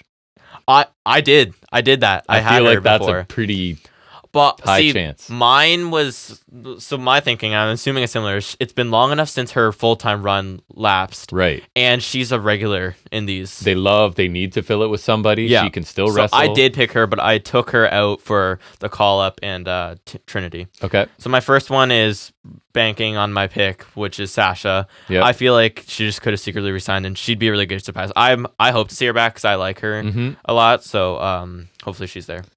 Okay, so your last one? My last one is my stretch. Okay. I almost deserve extra points, I feel like. AJ Lee. Oh. Just because she can be on the card when her hubby wins the Rumble. I don't think so. I don't really either, but I think it's good to talk about. I honestly, I do agree that is a good show. I am surprised. I honestly didn't even think about it. I'd like to see her back. I think she's all right. I like her more than Punk. I mean, she loves the guy, so I don't love her a lot. I didn't think she was bad at all. No, especially for the time. And maybe she was different, right? She was tiny and a brunette instead of and crazy long, leggy blondes. Like 17 of those. She was different. All right, surprise picks. My second one, I'm not as confident on now, honestly, but I'm gonna stick it. Honestly, it's key here. We're sticking with things, you know. So third, I'm going Okada. I think he's signed there for sure. And if he's not showing up here, that's a waste. So I think you gotta bring Okada here, and that'd be crazy. You could have him like face up with Gunther or something. That'd be crazy. I'm gonna stretch for one in the men's too. Okay, big time. Dude, you are stretching. I'll save it just for fun. Okay. So my first for the men's surprise is Andrade. Ooh, okay, I like that. Right? Why didn't I think of that? He's coming. God. Right? So why not now? You know what? Okay, I haven't said my second one yet, so I'm gonna take. I like that, so that's my one. I'm changing because I haven't said it. That's the risk we take. My second one, I'm taking Andrade because I like that, and that's why we go back and forth because you can steal from mine each other. Was The Rock, and I'm not as confident on that now. Yeah, I didn't even consider him. Honestly, if I'd miss out on that pick, I don't care. I could see Andrade, so I'll take that as well. Okay. So then my second is Braun Breaker. Mm-hmm. That's my first one. I feel like out of all the call-ups, he's the most likely. It's either that or he's coming on Monday, like after Rumble. See, my theory is I was also thinking Mello, but Mello's in something right now. It doesn't make sense to call him up from that perspective. Right. And he's been he had a match on SmackDown last night. He's had a couple on SmackDown already. So he's kind of like... And Braun's in Dusty Cup, but I don't know. He's not going to win it. Like, they'll lose it at Vengeance Day and then he's done. So I think... Braun, it makes sense because you can call him up easy. So I'm picking Braun for my first one. Okay. So my big stretch is, and here's, so imagine this. Imperium has been battling New Day, and my booking would be New Day keep getting beat down by Imperium, beat down, and he could come and challenge for the IC title too. And face Gunther because Gunther's raised the prestige of this thing, whatever. So I'm taking Big E. I have heard anything anywhere. Jack all about him, but I like the idea of I like that you're thinking of Big E. We like Big E. They can't get through Imperium they need a heavy because they can't quite. Right. You know what I mean? Yeah, and I like that, and that keeps Big E kind of solo. And also just hoping Big E can ever recover and wrestle again because he's awesome. I feel like that also would lift some weight off of Ridge Holland too. Because I still feel bad that was his accidental burden. Yep. So that's and also Butch was probably there, so that's the curse too. Right. But no. So Rumble's interesting though, because I feel like even with the men's, it's like I feel like there's at least a pool of guys who could win, which I like because I feel women's less so. With women's less so, but like with the men's, I feel like Punk, you can make a good case for Cody. You can make a good case for Rock, McIntyre, possible, and Gunther. But that's like a decent pool of guys, right? And I like like imagine you have Cody, McIntyre, Punk, Gunther in your Final Four. That's a Final Four where anyone could win. And if you let them have some time, it could be really fun. But I like that because like a Final Four where anyone could win, that's pretty crazy. Because some of the worst Rumbles suffer from who's winning, and there's not a lot of viable winners. Some of them it's just the bad Rumbles, like 2022. Like last year, Rhea, like you said, was one of the most But that wasn't a bad Rumble. But no, but it was obvious who was winning. No, I thought 2023 Rumble was good, even though Cody was obviously winning. But I like having some unpredictability here, and that's also why I'd like to watch it live, because I'm banking on my picks. Although I feel like my second picks are pretty likely too, which I mean, I guess that's good. I reached on both, so you reached on your surprises more so, which I mean, I really like the Big E show. Too. I miss Big E. Just put it out in the universe. Big E is well enough to wrestle. That's that was just hoping. I just I'm smiling imagining the pop because there's been I would honestly, that would be really heartwarming if he gets and a maybe really like big Gunther pop. eliminates the other two New Day first. Kofi is in there, and then Big E comes in once, and it's nose to nose with Walter, and the crowd going nuts. Right now, I know I didn't pick it, but now I'm just like I really want that to happen. I'm trying to like will it into existence. I really want that to happen because I just think Big that'd E. be like a really awesome moment. And there's so much more to Big E than what they used him for. Like the potential on that guy. Terms of personality, speaking ability, look, like he's like a great guy they would like. He's a guy they would like. That they did not use well. But anyways, I guess really hope for that. Yeah, that's going to wrap up our Royal Rumble preview and prediction segment. And now we'll move into our final segment. You said you've got a bit of an update for us from the world of wrestling, action figures, and whatnot, and we call it Figuring It Out with Jack. All right, sir, we're rapidly approaching 3 hours, so hit me fast with this because I need to eat some food and get ready for Rumble. Best of Ultimate Series 3 is, you're gonna love this, it's Charlotte and Hollywood Hogan. Charlotte and Hollywood Hogan, two of my favorites. They updated his tan though, so wow, that's good. Great. I guess new basics, there's a red and white Baszler, which I really like. I mean, show the camera, they can sort of see. Kind of. Yeah, she's cool. That's nice. I love Baszler. That's a really out of character wardrobe for her. Really, right? Like colors. Giovanni Vinci. That does not really look like Giovanni Vinci. Looks like Mike Bennett. I don't love the head, honestly. No, it's not. It's Mike Bennett. It's so okay. It's not giving me big Vinci vibes. Which means I must have it. The Ludwig Kaiser is awesome looking. Actually, I'll just do that now. It's from the series before. I like him, man. I think the Kaiser looks phenomenal. He looks really good. Well, the pose helps too. They put him in, obviously. The pose definitely helps. But we saw him back in the day. Marcel Bartel. When he got Ricochet squashed by debuted. Killian Dane or something. That was the show where we saw Ricochet Murphy. Before Ricochet. Man, I love Buddy Murphy. Love Buddy Murphy. There's the chase too in the red. Yeah, it looks good. That one's pretty basic. Yeah, I see what you did there. Thank you. Bret Hart, the chase one, it's like for a basic, they picked the most basic Bret Hart you could pick. It's a Hart Foundation one. Wow, with no detail other than... There's black line on the side. How dare you? Sorry, my mistake. Then the normal one, it's like... I feel like that's when he started solos. It's like the pink and black attack. Nice. Got it again.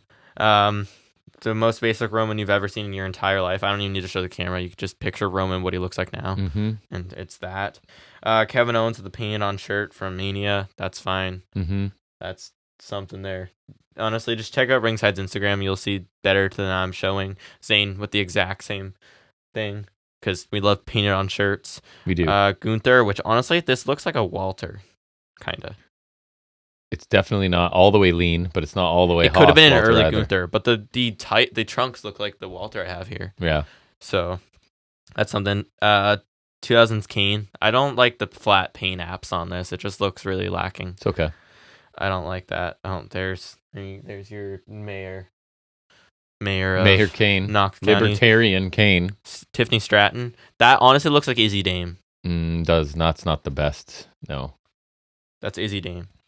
Okay. She gets a figure first. Yeah, honestly. Somehow. And then I already showed you Ludwig Kaiser. There's Chelsea Green. Yeah. I think her head scan, the expression looks really like mannequin-esque. I don't love that, but the figure's okay. It's okay. And then she's got like the elaborate outfit there. Oh, nice. That's cool. So that's kind of just neat. A detail. Then there's the chase in like this color way. Nice. The like kind of red and pink. This Bronson's nice. It's basically repainted the one I have in the Bandman gear, but the coat looks really nice. That looks like him. That's good. It looks a lot like him, yeah. That one, it's basically a repaint, but it's good. It's cool. It's cool.